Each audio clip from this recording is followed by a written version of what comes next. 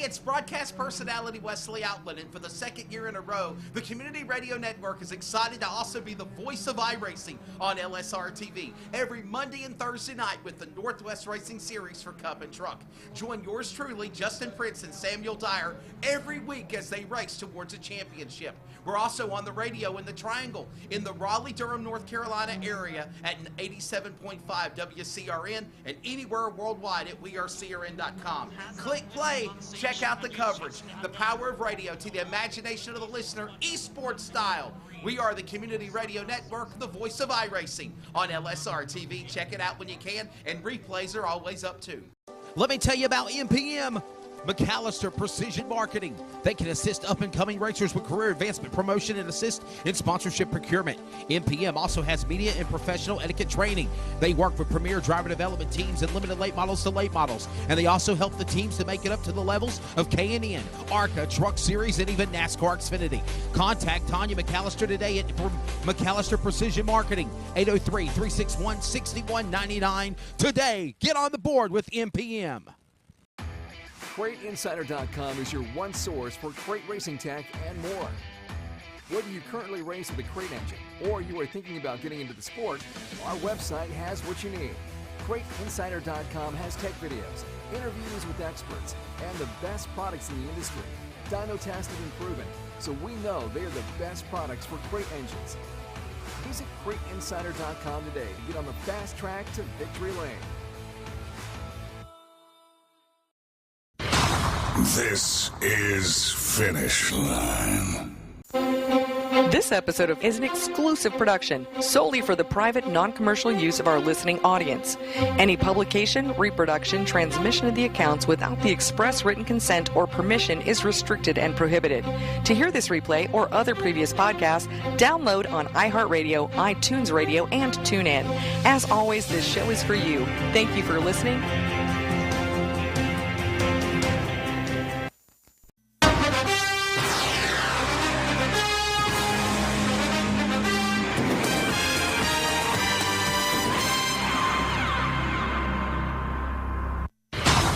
This is Finish Line. Undisputed, unrealistic, unscripted, and unrehearsed. This is Finish Line, a weekly podcast talking about the positive and negative of motorsports, asking the questions to drivers, promoters, and personalities, getting the information and responses of the sport others dare not to ask or even discuss. This is Finish Line. This radio podcast is from the heart, an in-depth analysis of everything in NASCAR, NHRA, IHRA, IndyCar, grassroots motorsports, asphalt, dirt, drag racing, karting, tractor pulling, boat racing, demolition derbies, and much more. From touring events to national, regional, weekly, and more. This is the podcast where the bull stops here. Whether it's asphalt, dirt, or drag racing, or anything else in life, there is always a finish line. Now, he's a respected veteran broadcaster with over 20-plus years experience calling all forms of sports for public address, TV, and radio. From NASCAR to the grassroots. Please welcome your host, Wesley Outland. This is Finish Line. Good afternoon, good morning, wherever you are across the U.S. of A., the world. We welcome you to another great edition of the Finish Line Motorsports Show. We have got a special show today. I'm Wesley Outland. We are in the hot seat with some awesome talent that are going to be joining us here, and we are going to preview the 106th running of the Indianapolis 500-mile race, the greatest spectacle in racing.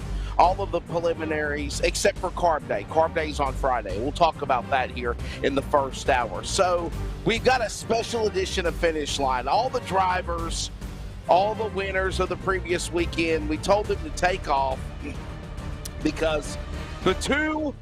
Okay, so besides the Daytona 500, which is the Super Bowl of stock car racing, obviously, the month of May is probably the most exciting racing month for anybody, because you have this weekend along for Memorial Day weekend, the Grand Prix of Monaco, okay? If you want to stay up, early in the morning or get up early in the morning and check that out, the Grand Prix of Monaco with Formula One. Always excited. And then the morning into the afternoon is the Indianapolis 500-mile race, which is a tradition. I remember back to me being a kid and still doing it to this day. And then the nightcap is the COCA-COLA 600.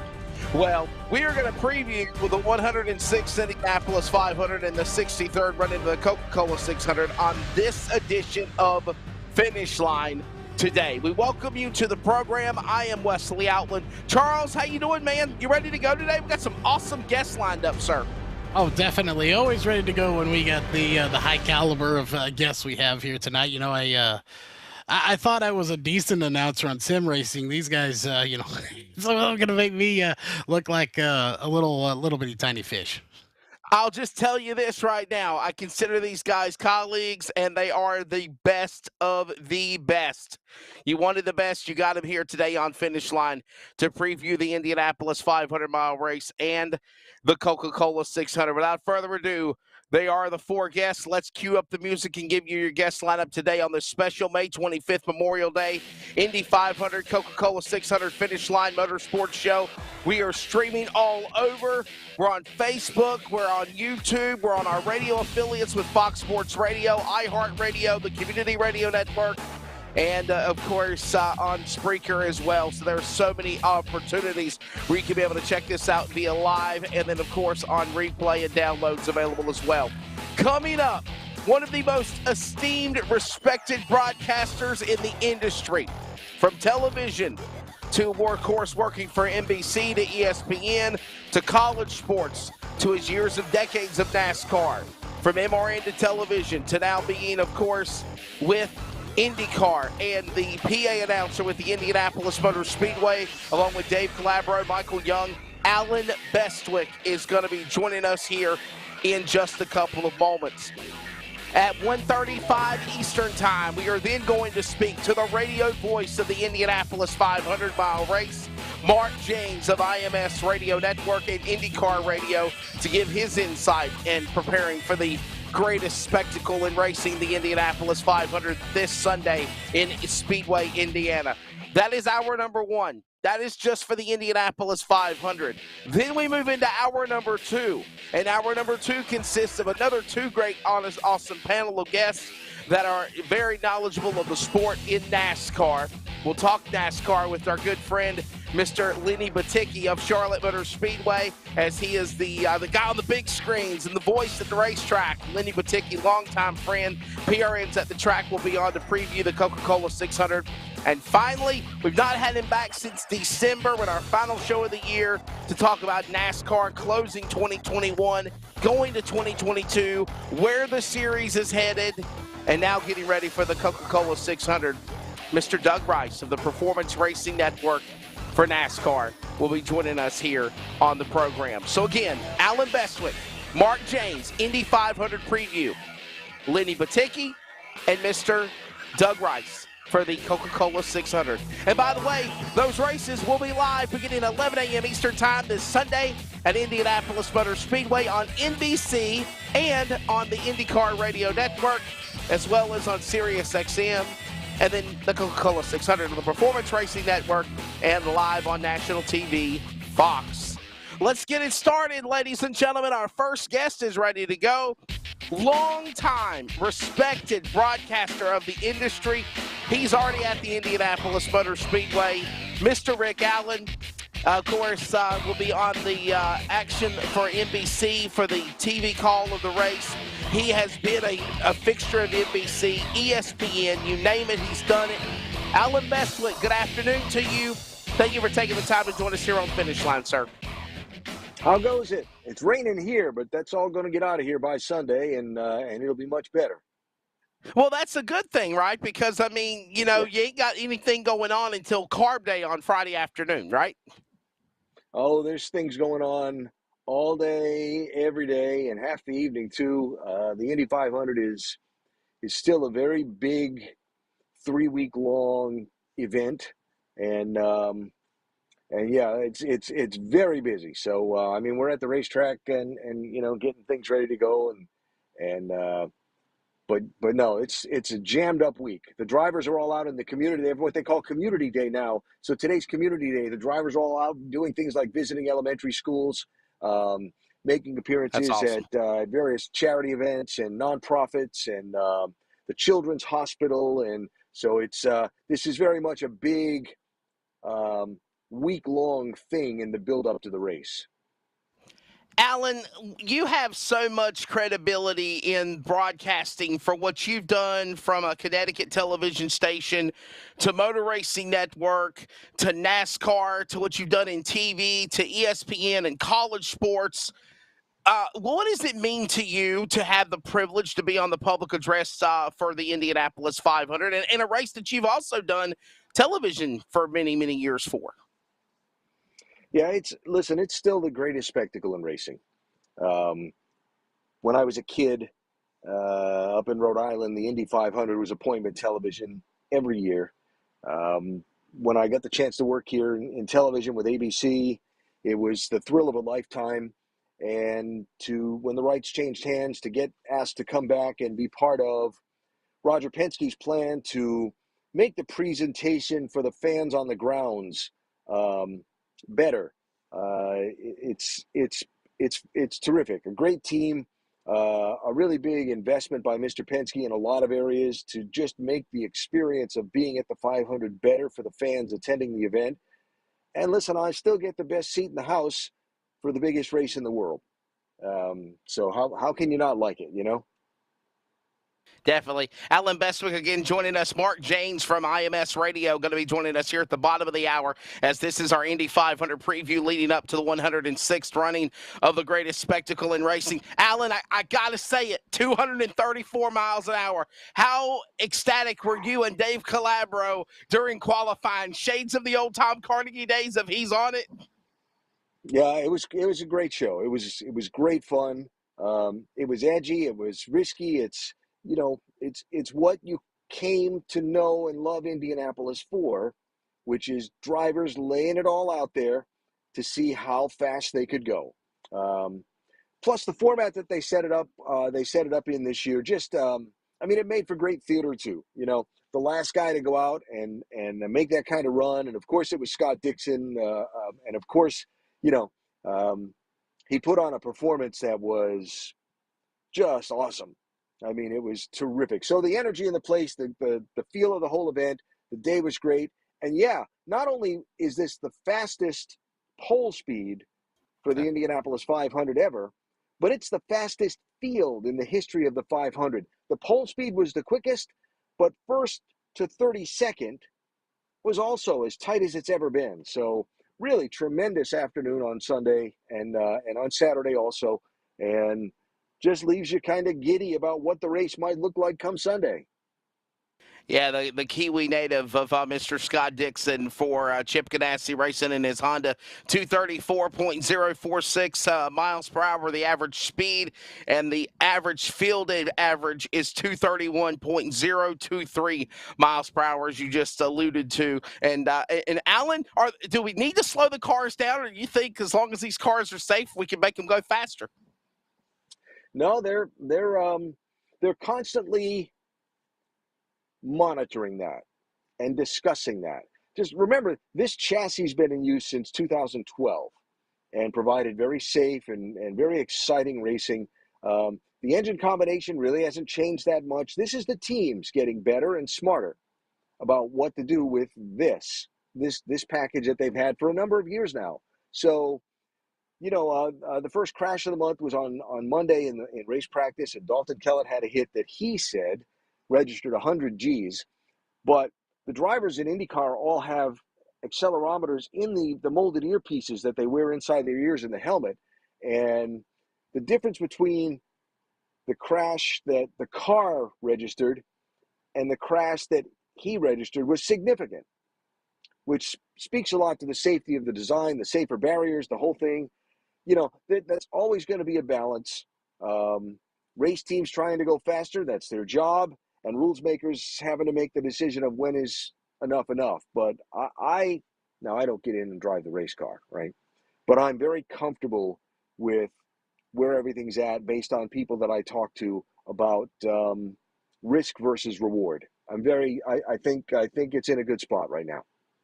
There you go. You can bring me back in the double box. And my producer in Texas, Charles Wooten, he has always got some questions for our guest panel. So not only does he run the boards and handle the production, but I also let him ask a question. Charles, you got a question for Mr. Allen Bestwick here as we preview the Indy 500, sir? You know, I honestly don't have a question for him. I just feel like a little fish now because, as I mentioned before, you know, I've obviously listened to him on air all the way from NASCAR to here.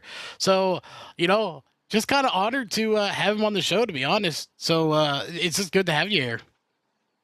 Pleasure. Thank you. Always love talking racing with people and spreading the word about the great events that I'm lucky to be a part of. Allen, I want to stay on the subject of the Indy 500, but I do want to ask you the question of where you think the world of motorsports is headed. Hey, listen, we've gone through a lot, through COVID, through post-COVID. You know, everything in technology has changed. Matter of fact, me and you yesterday he was like, man, how do I do this? How do I connect? You know, I'm not really a tech savvy guy. When you did it, you pulled it off. You know, it's so easy.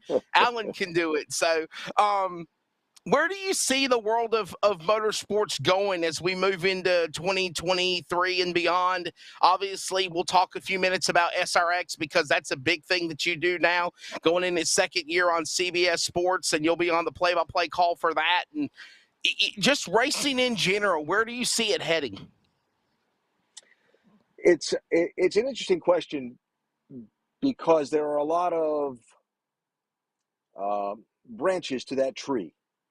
Right? Formula One, IndyCar, IMSA, NASCAR, short track racing, World of Outlaws, NHRA. You know, there's a lot of racing out there. So where's it all headed? Well, I think where it's headed is a couple of different ways. First of all, it's more accessible than ever. How many local short tracks are streaming their races now on a Friday or Saturday night? Right? Flow Sports and Race America and all of these events that are being shown everywhere for people to consume. So the accessibility of the product all the way up and down the food chain of the sport has never been greater. There is a point of saturation that you worry about and that I think, frankly, we hit a few years ago. So where the sport is headed and what you're seeing now is the events that attract people's attention are going to continue to thrive and get bigger and grow, and the events that don't are going to kind of wither. Now, what do I mean by attract people's attention? That's a lot of different ways. Racetracks have to be nice places to go to, right? The old Humpy Wheeler saying about the 3 T's, tickets, traffic, and toilet paper. Well, it's expanded a lot beyond that now. That's the facility true. has to be an enjoyable place that meets the needs of what people expect today when they go out someplace and spend their money, right? Even movie theaters are changing from just buying a ticket to see the movie to more social experiences. The racers themselves have to be better connected to their audience. It's not just about getting in and driving the race car anymore. And the people presenting the show have to stick by that old, I call it wide world of sports or Olympics style of make me care. So if you go to a short track race on a Saturday night, what's it like to get in? What's it like to get out? What are the restrooms like? What are the concessions like? What's the presentation of the show like? Do you feel when you left, you got good value for your money? If you did, you'll come back. If you didn't, you won't. And part of that presentation is the racers, the conduct of the program, the presentation of the program, the make me care thing. Who are these racers and why should I care? Who should I pick as my favorite? So, and that's where it's headed. The best run events are going to get bigger and better, and those that aren't are going to struggle, and maybe some go away. Charles, you want to elaborate more on that? I understand you're telling me in my earpiece. Go ahead. Yeah, I agree 100% with, with the drivers, and they got to be more interactive. And I did work, about this in the past. I've done a lot of photography work for Monster Jam and stuff when they come to town. And I think they do a really good job of it. And local tracks maybe should adapt it. And obviously, NASCAR, IndyCar do it where, before the show, they set up tables and they let the kids meet the fans. They autograph, they sign things. You get to get pictures with them. Stuff like that. That tracks that do that, I think will survive too, because they get to see the drivers and say hi to them and get pictures with them. And kids especially love that. And I really think we need more kids getting into racing now and getting familiar with it to carry it on even further. Well, there's a generation that was skipped in caring about cars. For years, auto racing carried itself on people's love of the automobile. And yes. There's a generation, my son's generation. If you ask them what kind of car is their favorite or they want to buy for their next car, they don't have much of a heavy opinion. But if you ask them Apple or Android, they've got a very definite opinion. Or if you ask That's them, right. about gaming or other things like that. We lost a generation's connection to the automobile. So it can't all be about the car. It's got to be about the people racing the cars. Borrow a line from, that's still true to this day from Ken Squire, Father Squire, who said, ordinary people doing extraordinary things. Well, telling those stories is what makes a local short track great on a Saturday night. Part of what makes it. It's what makes, what's everybody talks about this, the Formula One, the Netflix series, right? But what has that really done? That's taken and made characters and people out of Formula One drivers that you can connect with and like, or you can make a villain or whatever. And that translates into, as we've seen, the ratings for a Formula One race on a Sunday. So continuing to do that kind of thing all up and down the levels of racing is so important. And the people that do it best are going to continue to do well, and the people that don't are going to struggle. Mark Jaynes coming up at 1:35 Eastern Time, radio voice of IndyCar Radio for the Indianapolis Motor Speedway Radio Network. We're with Allen Bestwick. Allen, you have done radio, you have done television. How do you prepare to do public address when you go to Indianapolis or any event for that matter? Because obviously doing radio, television, PA is different, or it's different entities. How do you prepare? Is it pretty much the same way of doing it? Yeah. Same preparation completely. There's no different. Know the rules, first of all, top to bottom, inside out, know the rule book. Right, yes. Get those stories of the drivers to make you care. It's not all about statistics, it's about the people and their stories and their background and getting those stories. The actual delivery of the product, yes, that's different from radio to television to the stadium presentation. But sure. When people come to Indianapolis and sit in the grandstand, this place is huge. And when you sit in turn one, you can't necessarily see what's happening in turn three. But there are these huge video boards, just like any other stadium has, all over the place. And that's the presentation we're doing. And they've also got an incredible sound system that you can hear over the cars without killing yourself. But,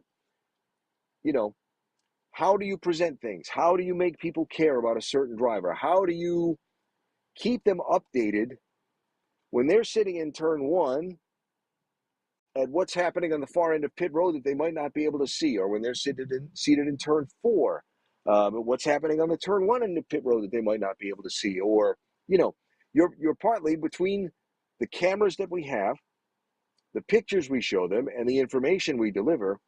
We're able to make sure they understand what's going on in the race, so you don't get to the end of it and all of a sudden, well, how'd he win?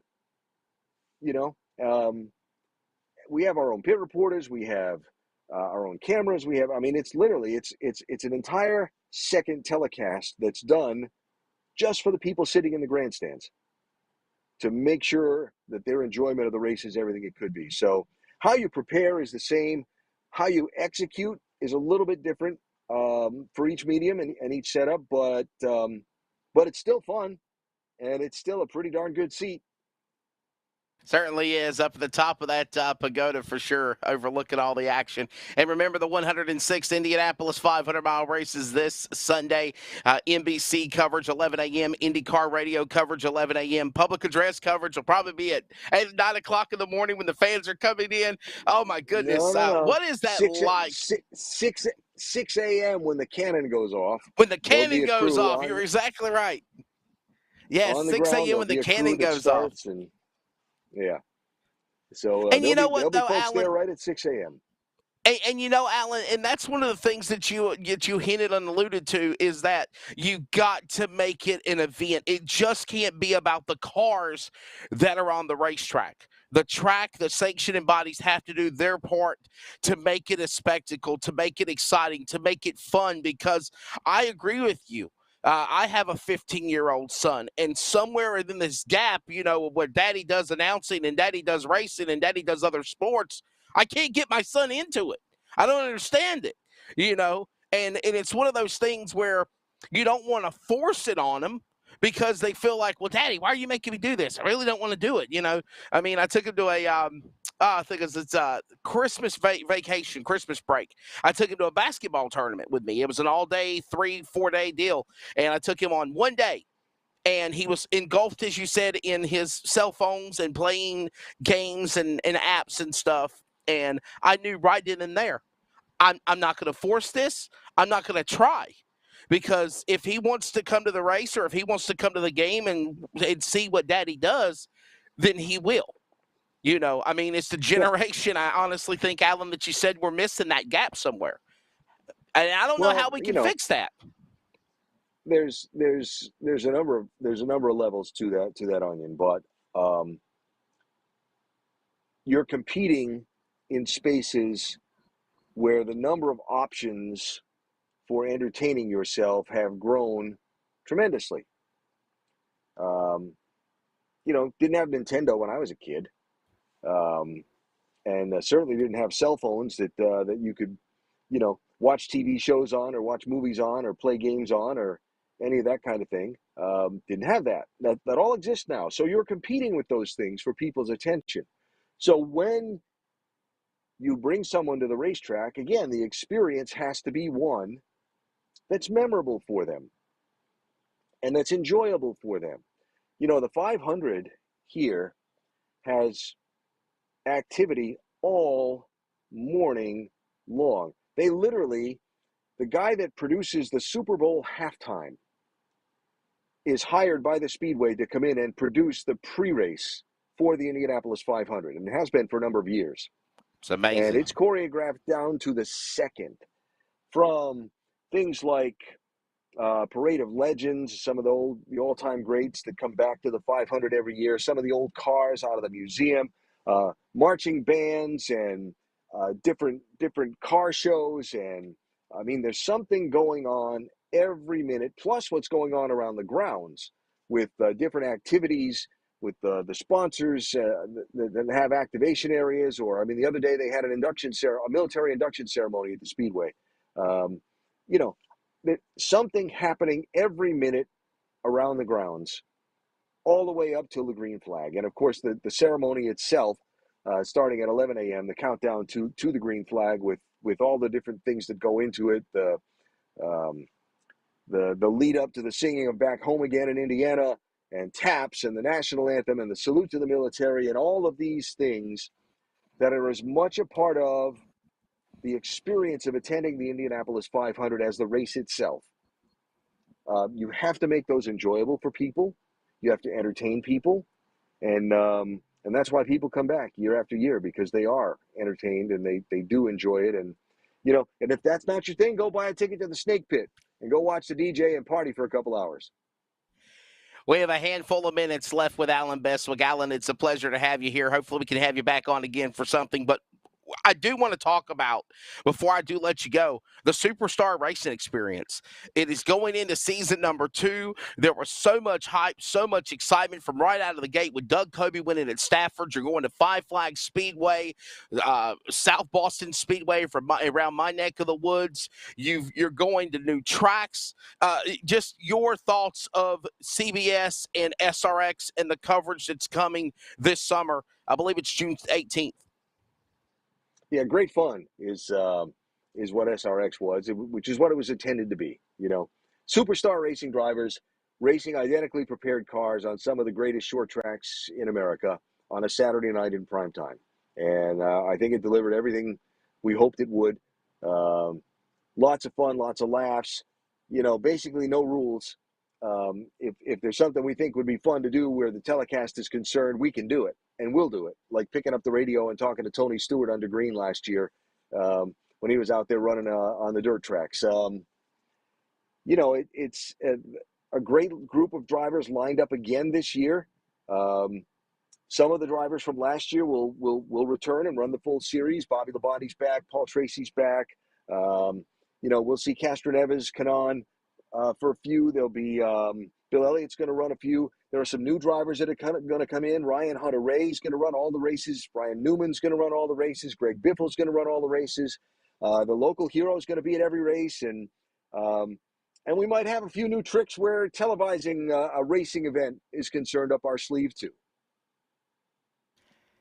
You mentioned guys like that. You mentioned the local drivers.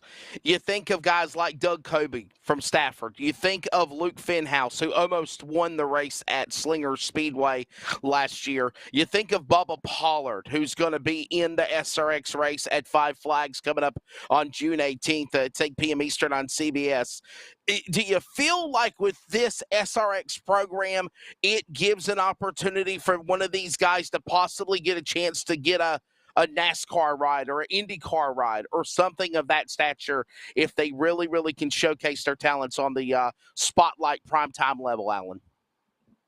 Well, it's hard to say it's going to give somebody a chance to jump right up into a top-level NASCAR ride because it's a big leap. But what it does, first of all, here's another personality in the field whose story we can tell you to make you care. It's introducing heroes of short track racing to a national audience who've probably heard of Helio Castroneves and probably heard of Bobby Labonte and Bill Elliott, but may not have heard of Bubba Pollard.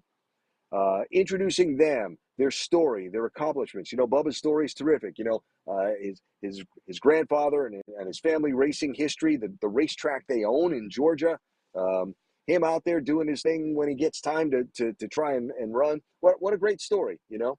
And it's a chance to tell their story to people. And the other thing it really does, they make a lot of connections in the racing business.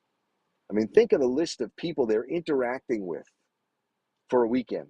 They make a lot of connections, and it can lead to fun things. You know, Doug Coby got a shot at running a truck last year because he interacted with Mike Beam on that weekend. And Mike hired him to go run Bristol, which was a track that Doug had run before. You know, so it's more an opportunity to expose American short track racers and the Saturday night heroes that make it go to a national audience than anything else. That's what that spot in our races is for. Allen, truly a pleasure. Thank you so much for joining us, taking the time out of your day. I know you've got a crazy schedule, a crazy itinerary. One more thing. Indianapolis, you're there for what, 3 weeks straight? Where is your favorite place to eat at in downtown Indy? Well, that's the great thing. There are so many great restaurants in downtown Indianapolis and the Indianapolis area. I don't think I've repeated a place maybe once in 3 weeks. And of course I have a lot of friends in town too, and visit a lot with them as much as anything. So my favorite place, I don't know if I have one favorite. Because there's so many. There's a little Italian restaurant that's set off from downtown that I enjoy stopping in at called Iozzo's Garden of Italy. all the steakhouses, you can't go wrong. I ate at Capitol Grill the other night. Terrific fun. There's just a lot of good eating here in Indy, and I'm going to have to lose about 10 pounds when I get back home and get done with this. It's St. Elmo's for me, Alan. It's got to be St. Elmo's for me, for sure, definitely. Alan, a pleasure. Congratulations in all of your endeavors and everything that you've done. I know you have a big fan base. I know a lot of people. I always see comments and texts, and well, Alan needs to be back at NASCAR, and he needs to do this, and he needs to do that, and you just enjoy this ride as long as you can, because you're definitely one of the best, sir. Definitely a privilege having you on today. Appreciate it. Thanks. You have a great day. Not a problem, man. There's Allen Bestwick, ladies and gentlemen, in his car somewhere in Speedway, Indiana. And now we go to Mr. Mark Jaynes. Mark Jaynes, the radio voice of the Indianapolis Motor Speedway Radio Network and IndyCar Radio. We transfer from Allen Bestwick on the PA side to Mark Jaynes. This is Mark's second time being on Finish Line since its inception. The show was first in radio format. We had him on in 2019, right before the pandemic hit. And obviously, Mark, the world of technology has evolved. Me and Alan was talking about that. Pleasure having you here on Finish Line now in the video form, sir.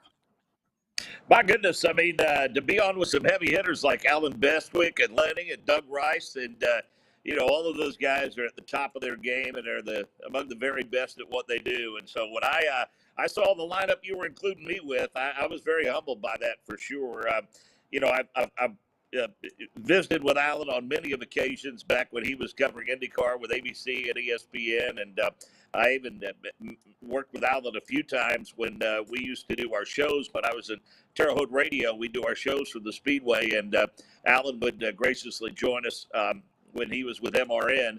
But Doug Rice and I have a lengthy history. I mean, Doug and I have worked the pits together back in the old Indy Racing League days. And, we combined forces with the Performance Racing Network to do the Brickyard Weekend, the doubleheader weekend at the Speedway, which I think is an impressive undertaking, if I do say so myself. And then the last couple of years, Nick Yeoman and I have been honored to join the PRN family at Charlotte Motor Speedway for the Roval.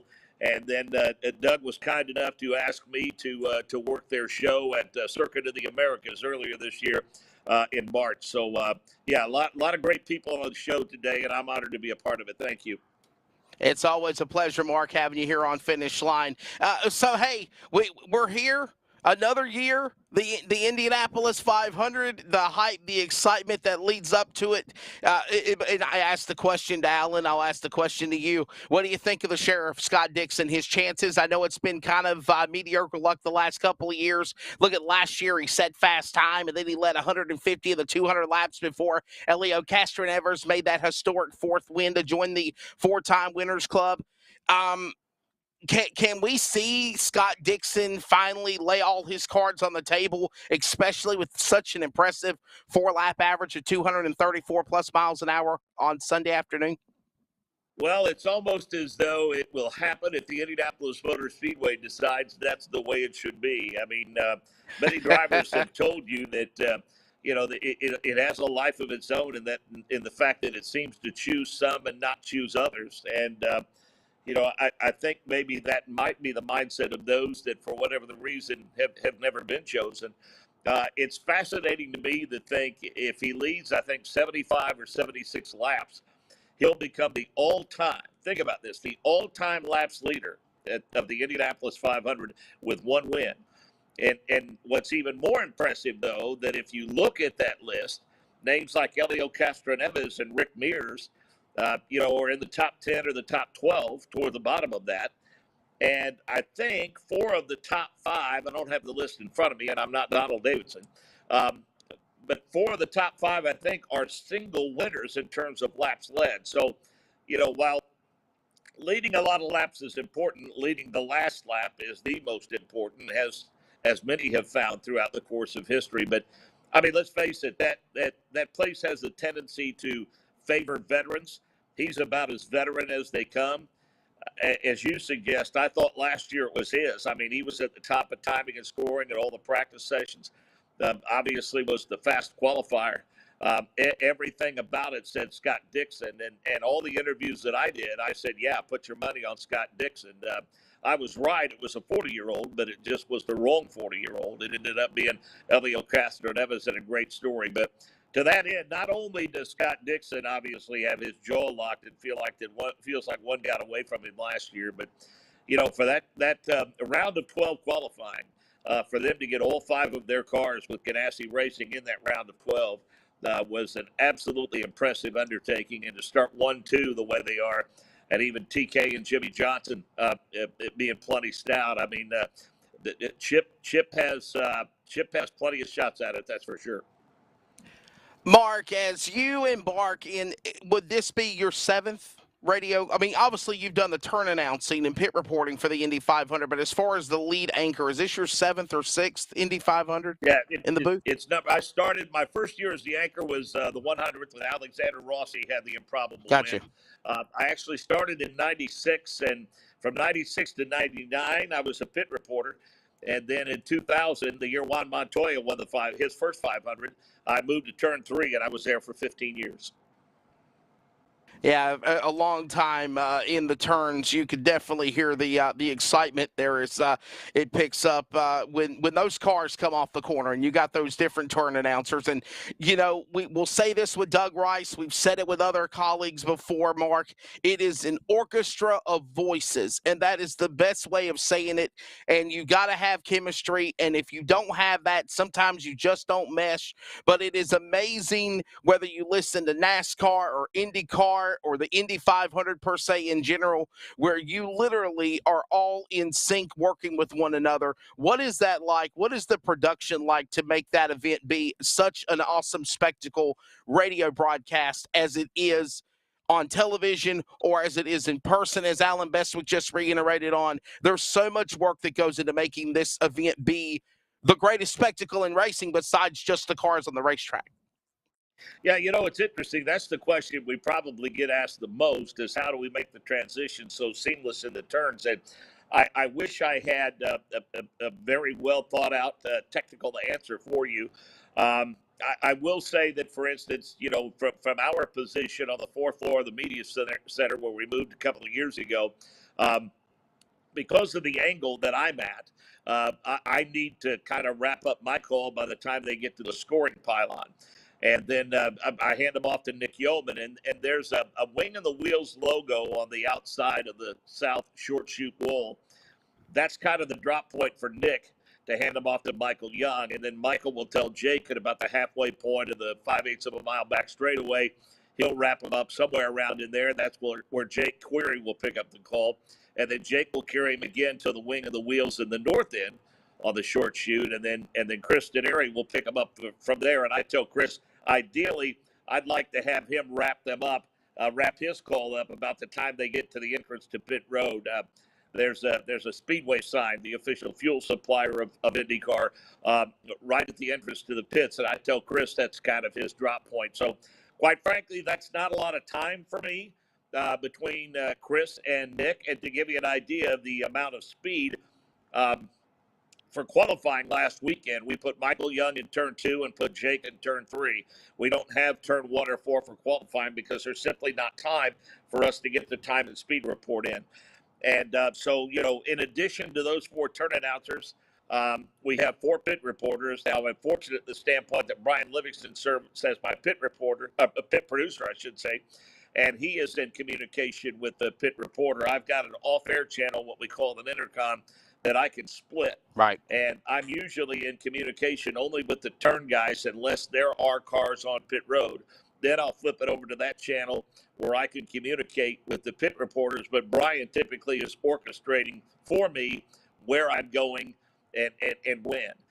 In addition to that, Davey Hamilton is our driver analyst. The historian Donald Davidson is also in our booth. And, we have a handful of guests throughout the course of the morning. And then I've got Chris Pollock, our network director, who's monitoring race control, giving me updates from them on cautions and greens and penalties and things of that nature. And then, oh, by the way, our producer, Sam Rumsa's in my ear as well, telling me when to go to commercial and when we come back from commercial and all of that. And, not to ramble, but Mike King, one of my predecessors, had told me, he said, when you're done and you sign off and say so long, and you take your headsets off and put them on the counter, you're going to step back, and he said, and your hands are going to be shaking, because he said your mind moves so fast for so long, and then all of a sudden you just shut it off. Well, unfortunately, your mind and your body and your emotions and your adrenaline doesn't work like that, and he's spot on. I mean, I typically try to make my evening as quiet as possible after that race, and for that very reason. And quite frankly, it's a good 16, 18, 20 hours into the next day before I feel like that, I can kind of rest and relax. But as daunting as it sounds, I wouldn't change it for anything in the world. And every day I love it more and more. So listen, you literally just said the thing about somebody in your earpiece always talking to you, telling you when to go to commercial break, when to do this, who's in the box, who's there.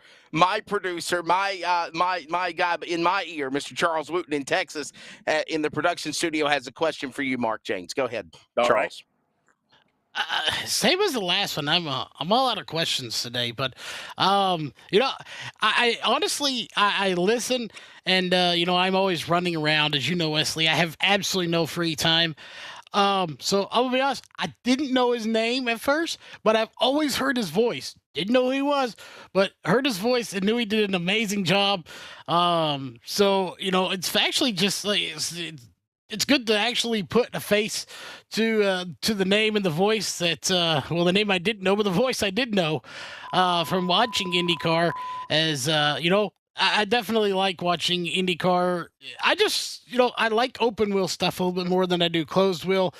Obviously, you know me, Wesley. I like dirt. I like sprint cars, open wheel, anything. Oh yeah.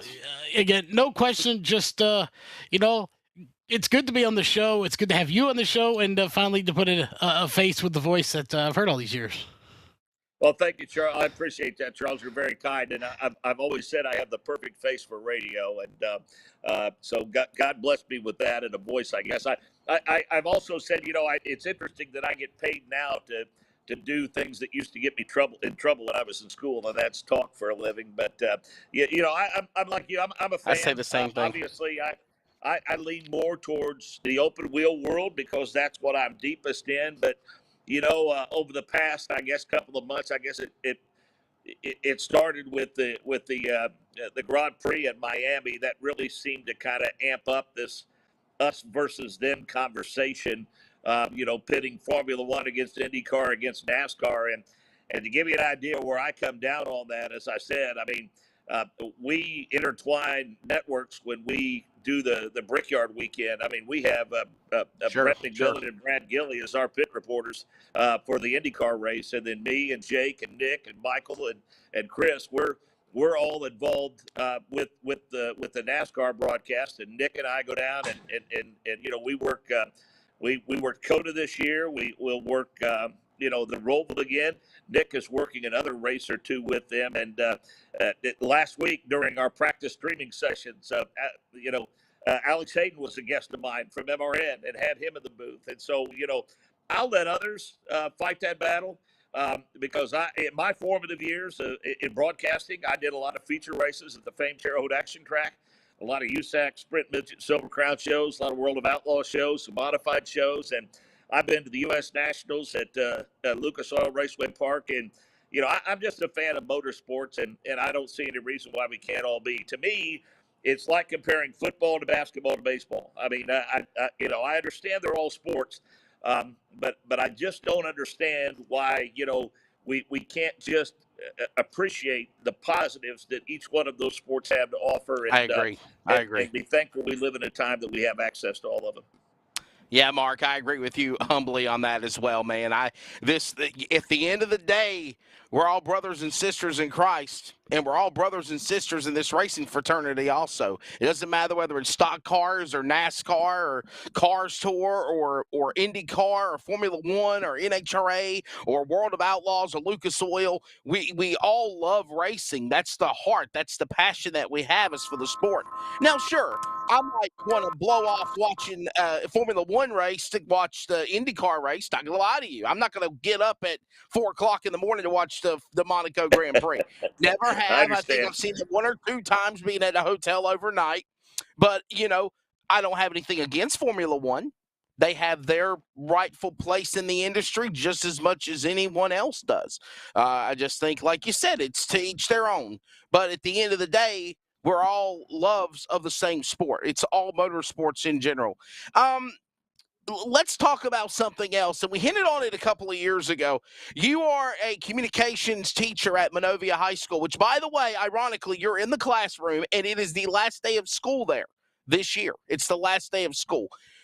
With your full-time schedule as a teacher, how do you adapt to the scheduling, the logistics, the travel, the flying, the driving, and then all together, you're finishing up your last day of school today, so you're right in the month of May. Oh, and by the way, month of May is the Indianapolis 500 month as well. Well, I mean, and as you well know, with all the high school athletics you covered, in order to be successful as a coach, you have to have administrative support. You have to have an administration that supports you 110%. And I'm lucky enough that our superintendent, Dr. Kirk Freeman, our principal, Mike Springer, they are totally and completely supportive of what I do and how I do it. I have a young man who's a former student of mine here, who's a college student now.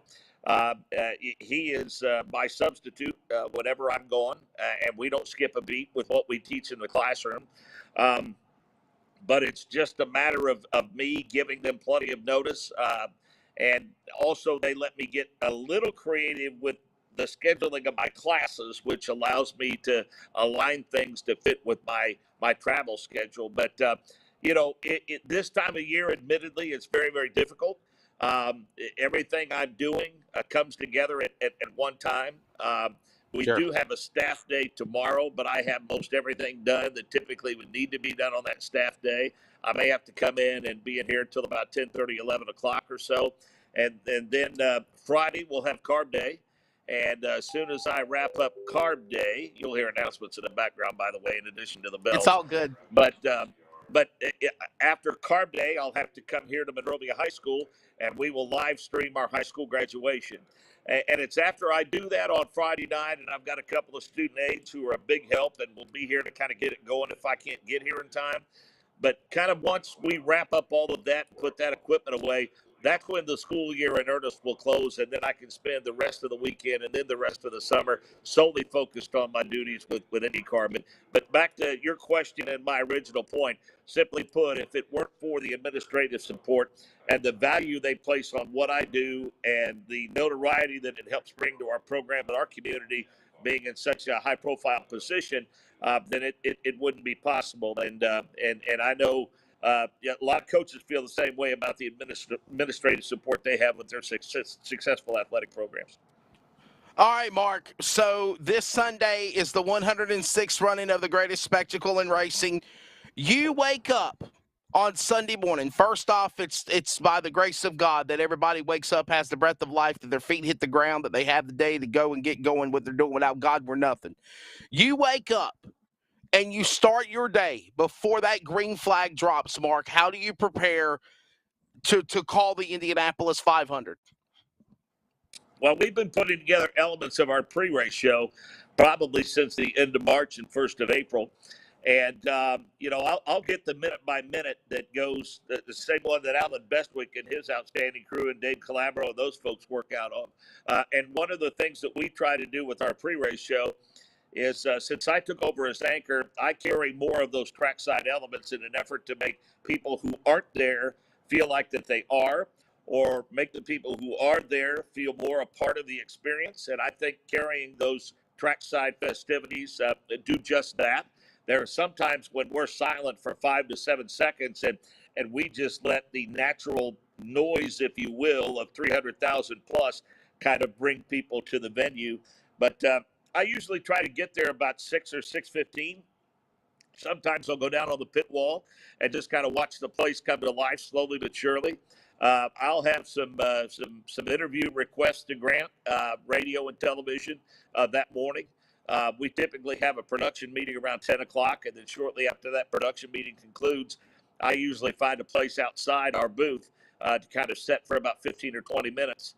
And honestly, I think of Sid Collins and Lou Palmer and and Mike King and Paul Page and my dear friend and mentor who we lost last year, Bob Jenkins. And, I wonder what their thoughts were like in that position. Some of them I know because I knew them and worked with them, but especially Sid.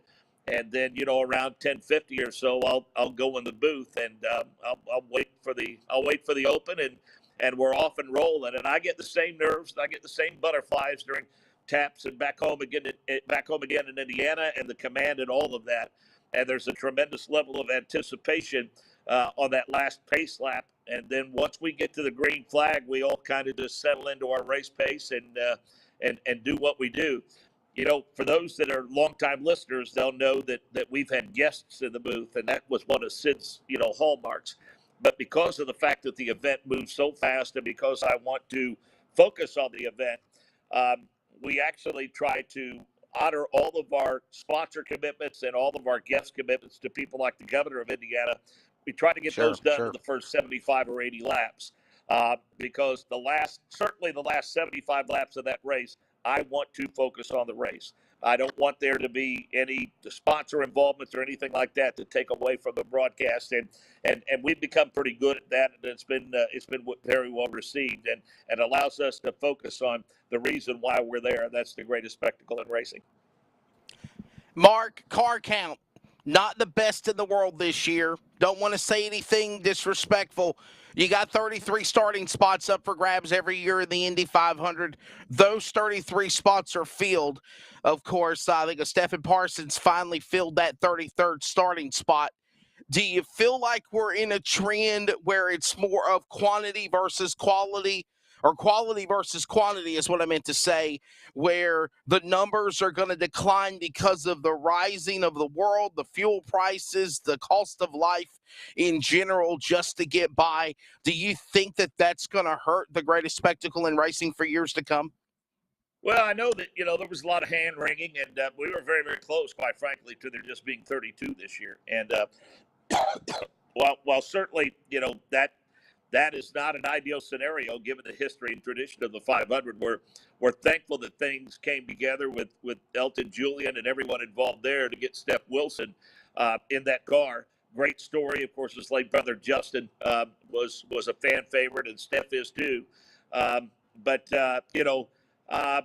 eventually it may happen. And as much as anything, I think for a lot of the teams, what it boiled down to is personnel. I mean, you have to have people to do the job. You got to have engineers, you got to have crew chiefs, and you got to have guys going over the wall that, quite frankly, there just aren't a lot of people out there that, are able to do that at a level that it takes. I mean, there's a lot of people who want to run the Indianapolis 500, but they want to do more than just run the Indianapolis 500. They want to come and compete, and they want to win.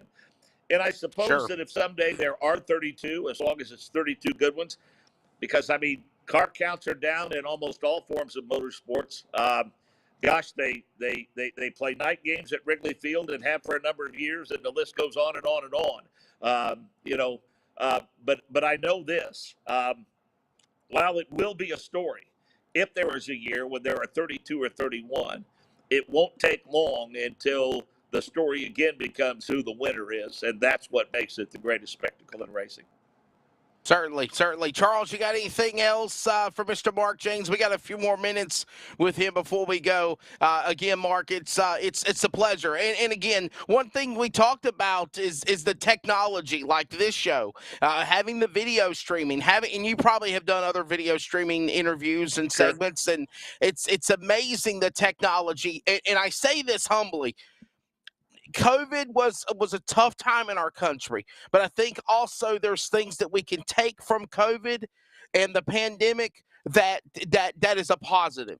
And I think Zoom and the video and the vMix, what we're doing is some of the things that have took streaming capabilities to another level. Some people think it's positive. Some people think it's negative. At the end of the day, I think it's trying to, would you say, Mark, as you being a teacher, get a hold of that younger base to try to give them some type of way to get drawn in to what racing is, to what the the Indy 500 or NASCAR or Formula One or whatever it is. The streaming opportunities that are there where you could literally pick it up with the touch of your cell phone and be able to do it. Watch, it's got to be mind-boggling, especially in today's generation.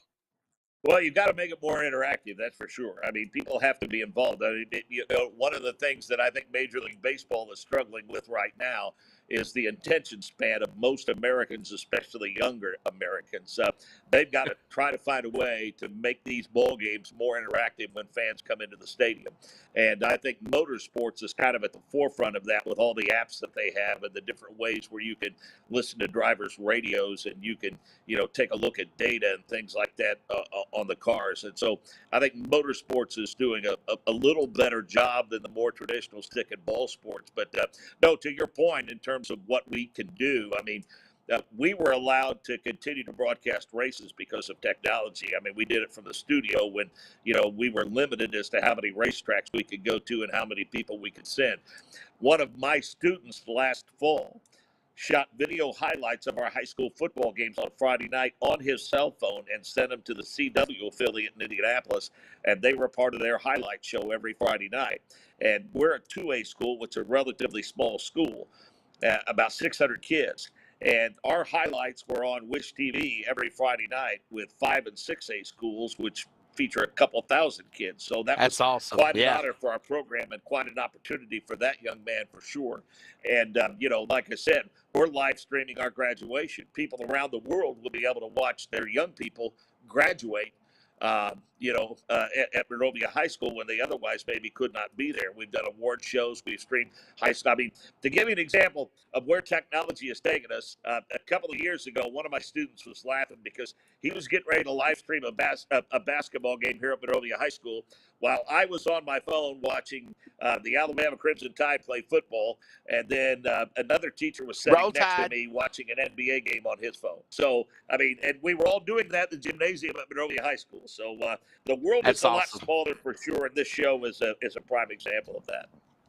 Mark, in closing, that's one thing that I think that I'm intrigued with you is you're I'm a lot like you, okay? Obviously, you're older than I am. I'm getting ready to hit 40. Well, you didn't need to say obviously. I love announcing. I love announcing racing, but I also like doing football and basketball and baseball and softball. And hell, I've done soccer and volleyball this year as well, stepping out of my wheelhouse.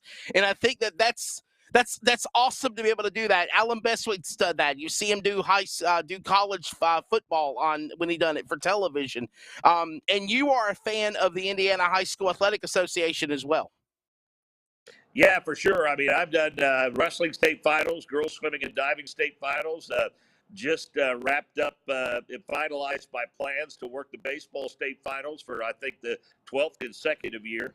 I've been with the IHSAA Champions Network and radio and television since 2000, and I've done about everything there is to do in terms of sports. I think soccer and gymnastics and golf might be the only ones that I haven't broadcast at this point. And you're going to talk to Doug Rice a little bit later on. I mean, I know Doug's done some PA work and some other stuff for Appalachian State, his alma mater, which he's very, very proud of. Yep. And I mentioned Alex Hayden earlier. I mean, Alex does play-by-play when he's not doing motorsports. And we're just a fan of it, aren't we? I mean, I don't do as much as I used to because, as you suggest, I'm much, much older than you. I'm over the hill. I'm old and decrepit, so I don't do as much as probably you do. I'm not as active as you are, but I still try to stay active during the off season, and I'm thankful that both Monrovia High School and the IHSAA give me the opportunity to do that.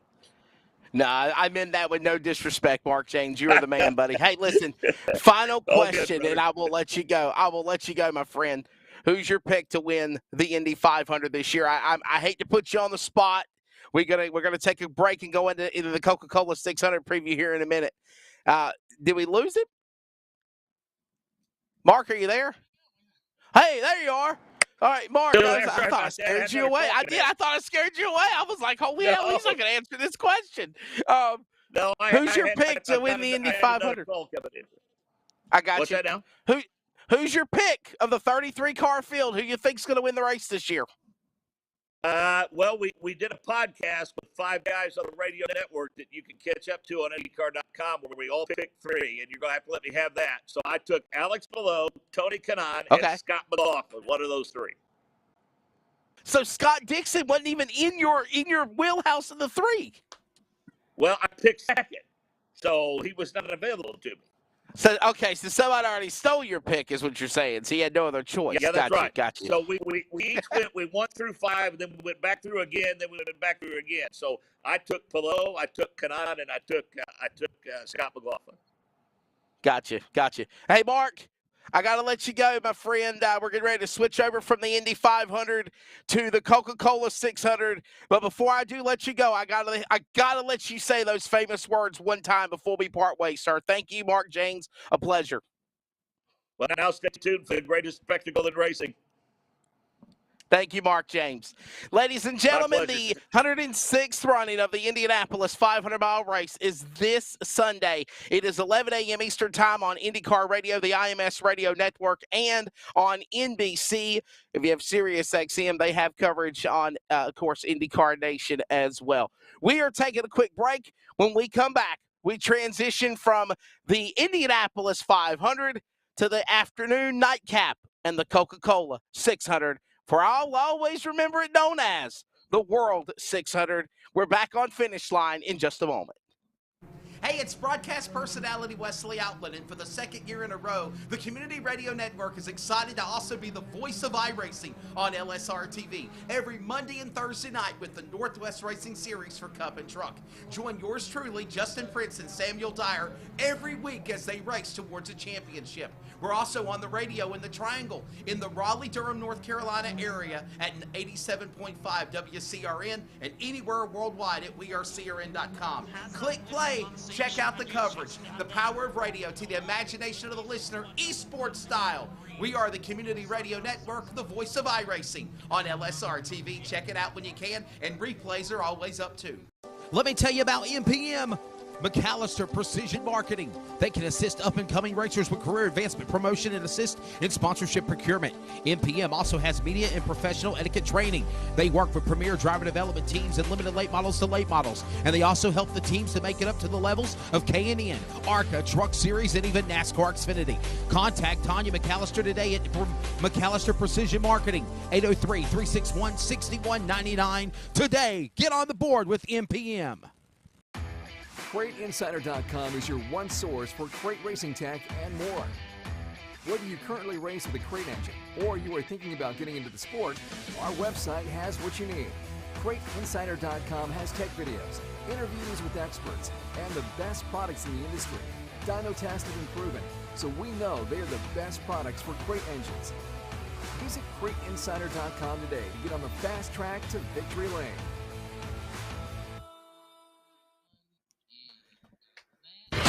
This is Finish Line. And they have changed my backdrop as well. Welcome back to Finish Line, ladies and gentlemen. We welcome you back to the program. I am your host, Wesley Outland. I had to fix my headset there for a second. Hey, man, awesome time grabbing an interview with Allen Bestwick and Mark Jaynes, the best of the best when it comes to open wheel and IndyCar. And now it is time to talk about NASCAR, the Coca-Cola 600, the World 600. And look who is in the Performance Racing Network. PRN's at the track studio. Got him a couple of ice-cold Coca-Colas. Lenny Batycki, how you doing, my friend? Welcome back. I'm doing good. Can you hear me okay?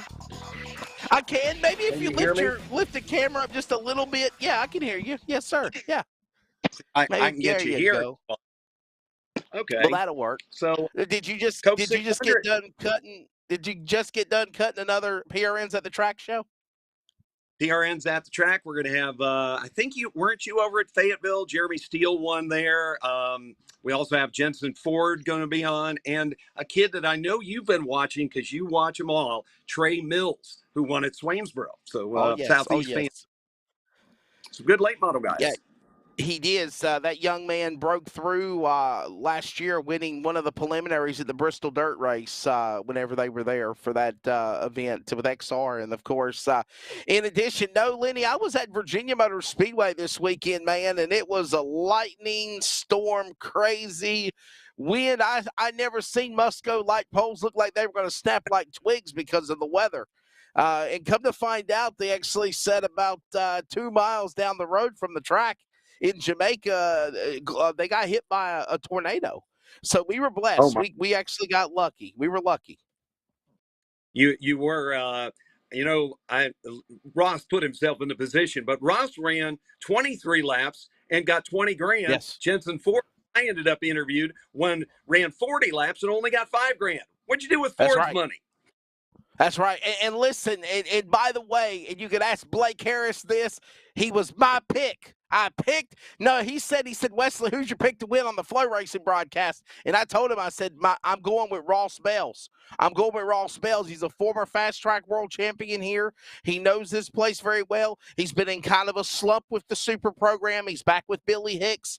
I think that's the guy to win the race. But that's short track racing. We love it. And Lenny, I wanted to get your take because Allen hinted on it. Allen Bestwick did. Mark Jaynes just did as well. The minority where people are trying to pin Formula One against NASCAR, NASCAR against IndyCar, IndyCar against NASCAR. I mean, are you like me? We're all lovers of the same thing. We love motorsports, so we all should just, be at the bonfire and sing Kumbaya.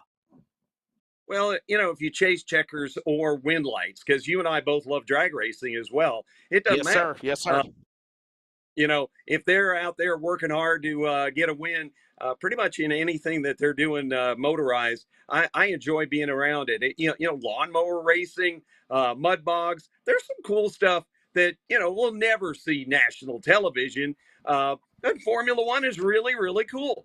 But NASCAR, dirt track racing, those are the things that you and I have seen a ton of.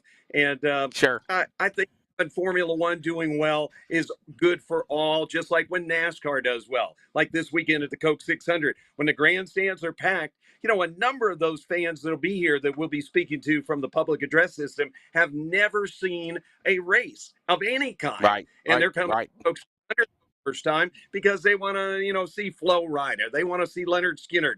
They want to see Steve Miller Band. And then they want to see the race because maybe they've heard about that Kyle Busch guy or that Casey, any of them that would be in the field that they want to see out of curiosity. And if we can get them to be fans of what we do, whether it's dirt track racing, Formula One, whatever, that makes a motorsports fan. And that really helps all of us.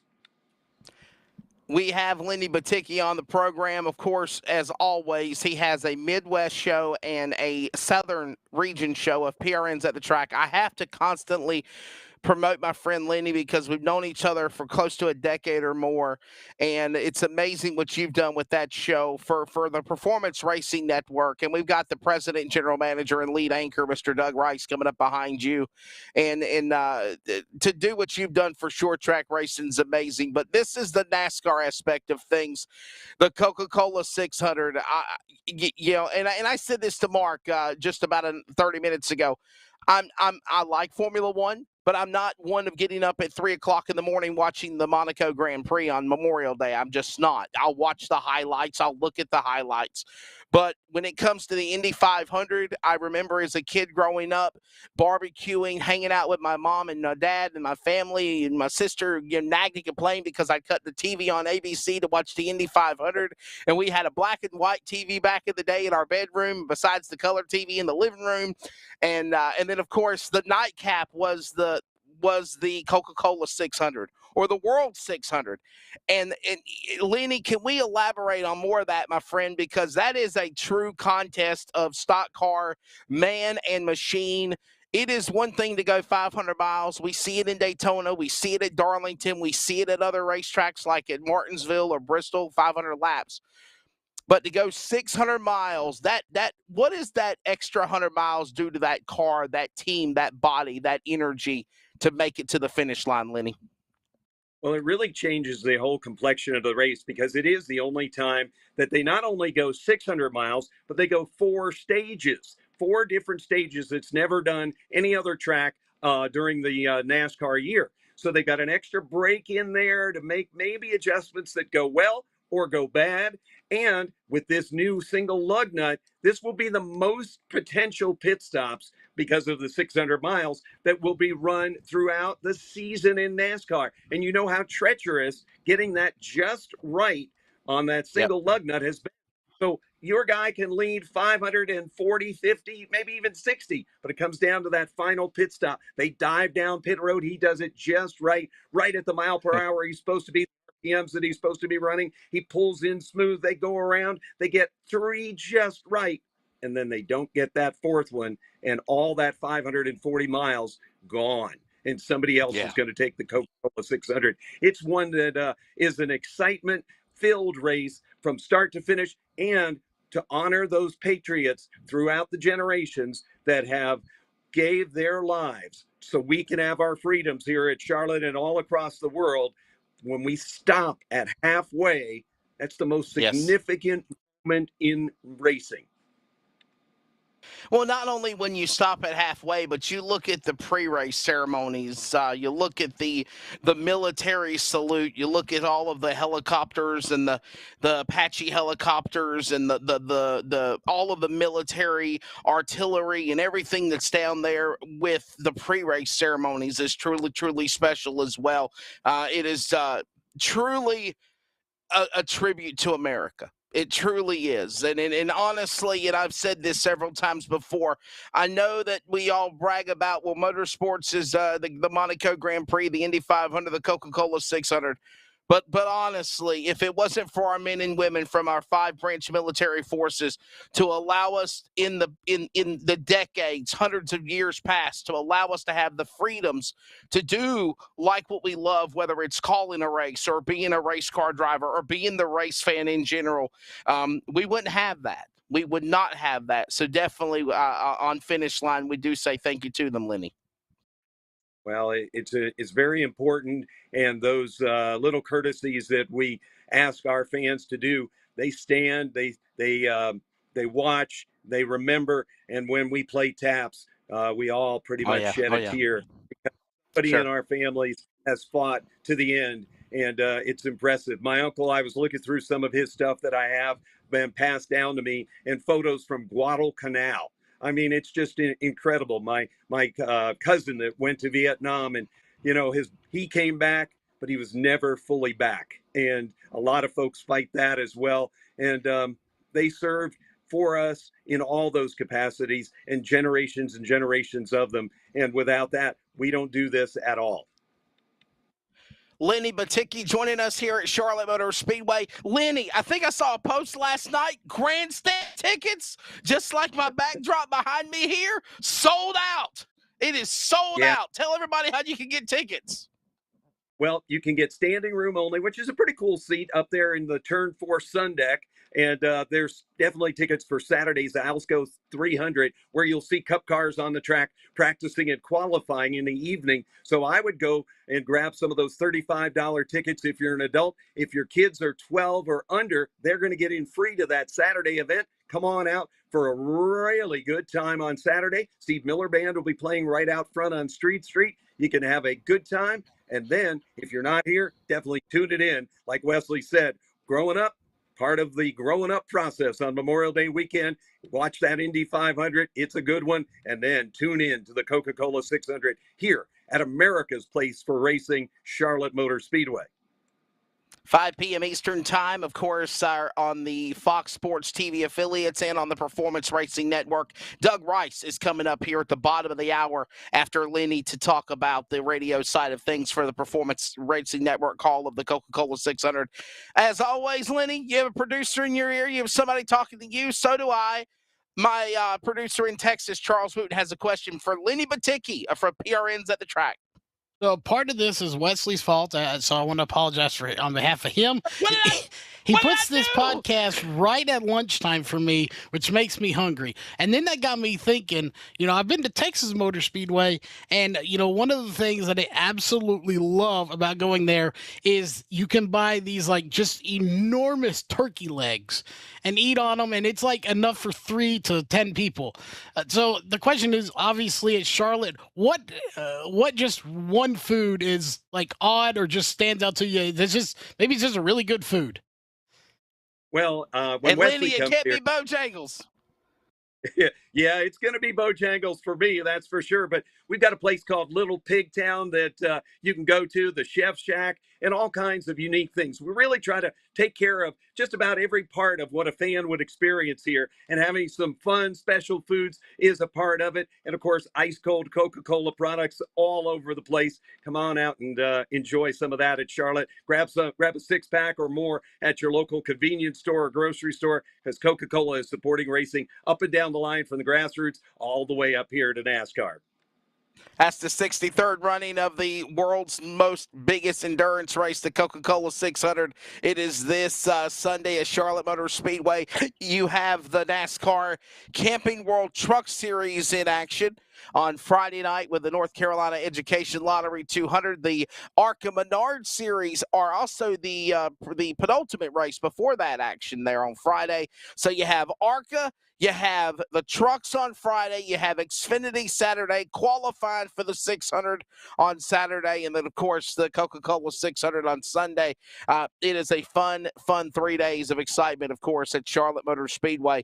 And again, as I was hinting on, grandstand tickets are sold out for the Coca-Cola 600, not the other events, so you can still get tickets for that. Lenny, what's your... Man, it's been a while since we've had you here on Finish Line. Long-time guest. What's your take of the NASCAR next-gen car? What do you think we're going to see at Charlotte Motor Speedway this upcoming Sunday night in the 600? I think it is a hot rod. I think it's kind of like the first year of any hot rod that, the engineers go back and go, oh, we should have done a little bit more of this. We had to hurry up and do that. And they're adjusting it. Maybe not out front right now, but that single lug, they're going to perfect how that goes. The crews will get better at it. I really like the way that they've improved the safety even that much more for these drivers. You saw what Ross Chastain in the air, grinding along the side of Kyle Busch, and both those guys not even thinking about getting hurt. This car is definitely one that will, take us into the future. And it's just probably got a few kinks here and there that I think any of the engineers are already putting pencil to paper to figure out how they can make it better. Yeah, and I saw some posts about that. And in hindsight 2020, somebody says, well, why did Kyle do that? Well, why didn't Ross check up? Listen, these things, and Lenny, it happens so fast. That's what I told somebody. I'm like, you don't realize it. You're following NASCAR protocol. The rule is if you cut down a tire, you got to get down to the bottom of the apron of the racetrack because you want to come to the pits. You don't want to be up in the banking because you can damage your car more. So Kyle's following his deal. Ross is in his racing line. It just was a freak accident. It's like I told somebody, it just happened. It wasn't like anybody's at fault for it. If you look at Ross's position, where's he going to go? He's already down on the bottom of the racetrack. You can't just take a hard right and end up smack into somebody else up there. You hope that you can continue to move down. He was moving down even while he was starting to make contact with Kyle. He did everything he could. And Kyle just, we had you're not going to be able to do much more. Definitely. And you were at Atlanta. I want to. Can we talk about Atlanta? You were at Atlanta. The emphasis of repaving that racetrack was to make it be the super speedway feel, Daytona Talladega atmosphere. I think they accomplished that. Do you think that there might be something further down the trough at the other sister tracks of Atlanta, Charlotte, Texas, where they might look at doing something to that type of racing surface to make the racing be what it was? Because everybody that I spoke to, there might have been a couple of negative people. Everyone loved the NASCAR race in Atlanta. Yeah, the pack racing was there. I mean, it was breathtaking. You had to hold your breath the whole race, and maybe 500 miles was a pinch long, but I don't know anybody that wanted to stop it at 400. It just, was a big race that just continued on and had its moments all the way throughout. Steve Swift, Marcus Smith, the entire crew at SM and the facilities, they're always looking at our places now. I mean, the Roval, look what we did there. I can't wait for that race coming up at the end of the season. You just don't know what these guys, when they sit there together, go, we ought to do this here, we ought to do that there, because they're not sitting back saying, we've got to do what we've always done. Speedway Motorsports is going to move this sport forward no matter what. They're going to take risks. They're going to high fly it. They're going to rainbow ride it. They're going to give everything they've got for it. They're going to put Marcus's money and Bruton's money back into it all so that maybe it works. Maybe it will. And they're going to try everything to make it first class for the fans so that the excitement can continue for generations still to come. We know we got new fans. We want them to stick around. Hey, and by the way, Lenny, you got new racetracks too. I mean, you got Nashville Super Speedway, which will become Nashville Motor Speedway at the end of this year. You have Dover, which is actually now Dover Motor Speedway, which is all new SMI tracks, and that's close to half of the NASCAR tracks that are on the schedule are now operated by SMI and Speedway Motorsports Incorporated. Well, it's a pretty neat balance between what we do and what NASCAR does, and the communication both, for the most part, is just really picking up a phone and chatting back and forth with whoever, the other guy is with the other place, so that everybody tries to steer this ship in the right direction so that we build fans, we keep fans, and that they find the excitement that they do. And I didn't get a chance to compliment you, Wesley. You've been doing this a long time, this radio stuff and this announcing stuff. And the 600 miles that those NASCAR guys will run here at the Coke 600, I've seen you go almost that same distance in between race to race on a weekend. Your heart's in this. We appreciate it. We poke at you. You're our brother, man. We got to, make fun of each other and when we see each other. But Wesley, the effort you have given this sport is amazing. And fans that tune into Wesley, man, he is the real deal. I appreciate that, Lenny, and I can say the same thing about you as well, but I mean, me and you first met each other through drag racing, as a matter of fact. It was drag racing. That was where our conversation came from, and then, of course, all the other cool things that we've done together. We've gone to Charlotte together. We've done things at Charlotte together. We've done the World Finals. You've done Z-Max, and I've been a part of that, and worked at the dirt track with you. Do what? How about, remember Beckley? When we were up there Beckley, for the World? That was... Yes, that was a fun time. We were, yes, sir, definitely. That was, that was a long time ago. That's close to a decade ago, ain't it? Yeah, it really is. Yeah, but how cool is it to go down the road with a guy that has the heart in it like Wesley Outland. And whenever we get to see each other, it may be too brief, and it usually is, but to feel the energy that you bring every time to a racetrack. Thank you.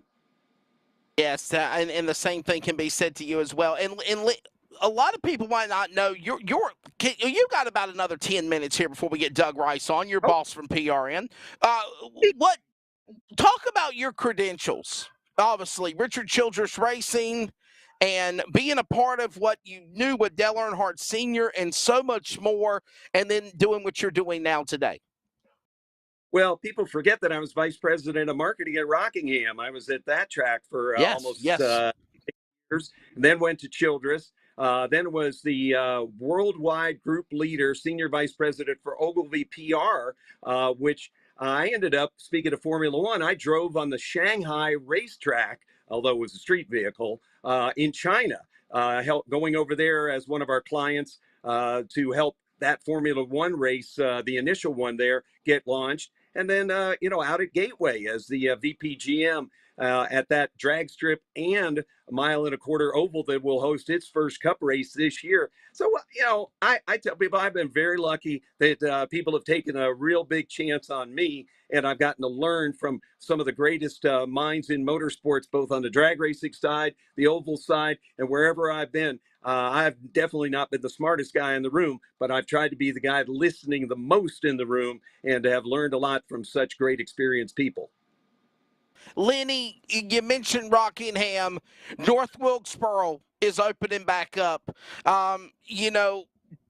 There is a lot of buzz in the Carolinas, especially last week. As a matter of fact, I think Doug Rice emceed that event, and we'll talk to him about it. North Wilkesboro Speedway rebirthing, coming back to life. There's going to be some short track events on dirt and pavement, but the plan is, from Marcus Smith and NASCAR, is to try to bring back an Xfinity or a Camping World Truck Series event back to North Wilkesboro Speedway.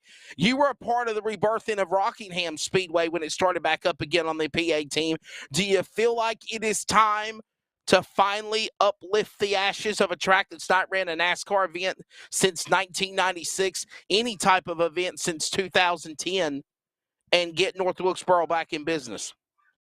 Yeah, I think Wilkesboro is the size that can handle that. It's got the flexibility to run a genuine late model race. I know there was talk about running some different late model stuff at Rockingham, and I'm not sure whether a mile track is perfect for these late model cars that are built really more for, half miles and under. But I think Wilkesboro will do a good job with that. And then, having the truck race there and maybe an ARCA race, maybe a K&N race. There's all those options there that can still have a good race and not really bump into what's happening at Bristol, Darlington, or here at Rockingham or Martinsville. I think that'll be good. I think Rockingham may be still in a corridor that it's not going to work there for not only the mile and, that it is 1.017, whatever it used to be. I've forgotten that little bit of thing over these decades, but I think Rockingham is one of those places that, we all loved back in the day. 1.017 miles. You're exactly right, Lenny. That was the logistics, the demographics of Rockingham Speedway. And North Wilkesboro Speedway is 5/8 of a mile, which is basically the same size of the Nashville Fairgrounds Speedway, and they're determining whether if they're going to bring NASCAR back to there. And then, of course, you also have the 5/8 mile dormant Myrtle Beach Speedway as well, a place that me and you both know near and dear in our hearts also, Lenny. Go ahead. One of the cool things, I announced a dash race at Wilkesboro back in the mid-'90s. The track goes up and down, so the corners are really, really genuinely tough to enter and exit. Yeah, it's. I think you're going downhill, going down the front straightaway, and you are picking up speed, and you're climbing up the hill, going down the back straightaway at North Wilkesboro Speedway. So, and by the way, I saw a video the other day on YouTube. There was a Stapleton guy, and I think they finally gave him like all access, and he went up in the press boxes and in the announcing booth and in the NASCAR timing and scoring and the radio. And I actually thought about you, Lenny, because it actually had the Universal Racing Network sticker. And I know you used to be a part of the Universal Racing Network or the Capital Sports Network back in the day before they had MRN and PRN. That's pretty much how you followed the broadcast of races. And it wasn't like a full-time capacity like it is now. But for the most part, the logistics of that place looks amazing. And I think it's, there's so many people that have like literally gave a kick in the butt to Marcus Smith and Bruton Smith, and maybe Bruton, but Bruton wouldn't listen. Marcus would. And I think maybe there's that, let's go do this now for sure. So we'll definitely see what happens. I know a lot of people are really, really excited about it, not only for the races that are coming up in August and October, but to see North Wilkesboro back open again, flourishing again, working again, and just being a part of the entertainment of motorsports.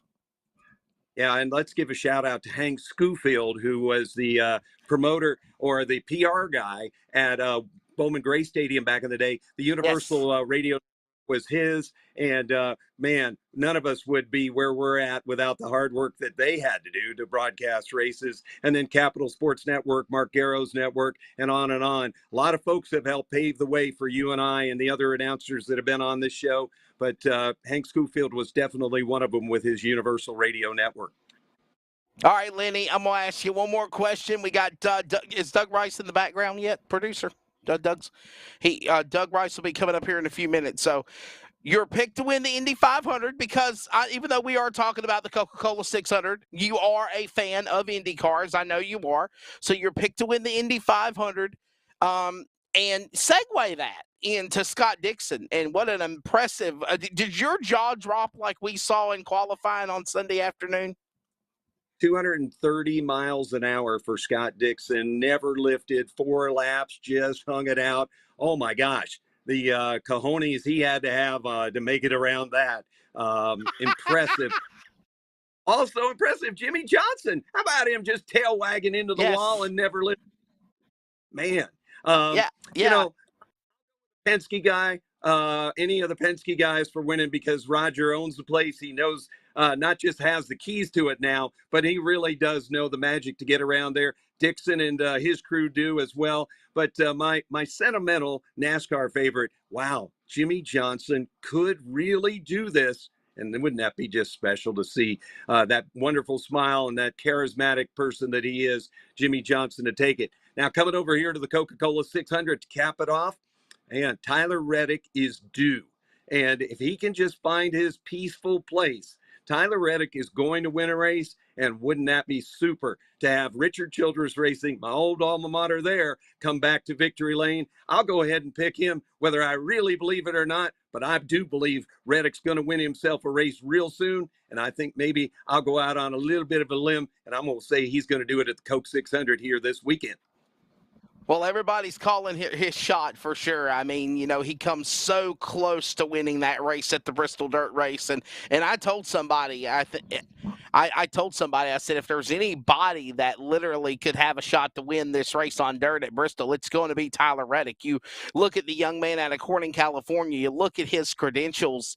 It started from dirt before he got into a NASCAR ride, being a NASCAR Xfinity champion and doing what he's doing now in the Cup Series. So, Lenny, I say I agree with you on that for sure. Tyler Reddick winning the Coca-Cola 600. That last 100 miles is always just, you never know what's going to happen. I have seen, Doug has called moments where you have seen somebody dominate and they blow an engine. We have seen battles between Jimmy Johnson, who you mentioned, and Bobby Labonte, where they come to the start-finish line and they're neck and neck by inches, or other crazy finishes.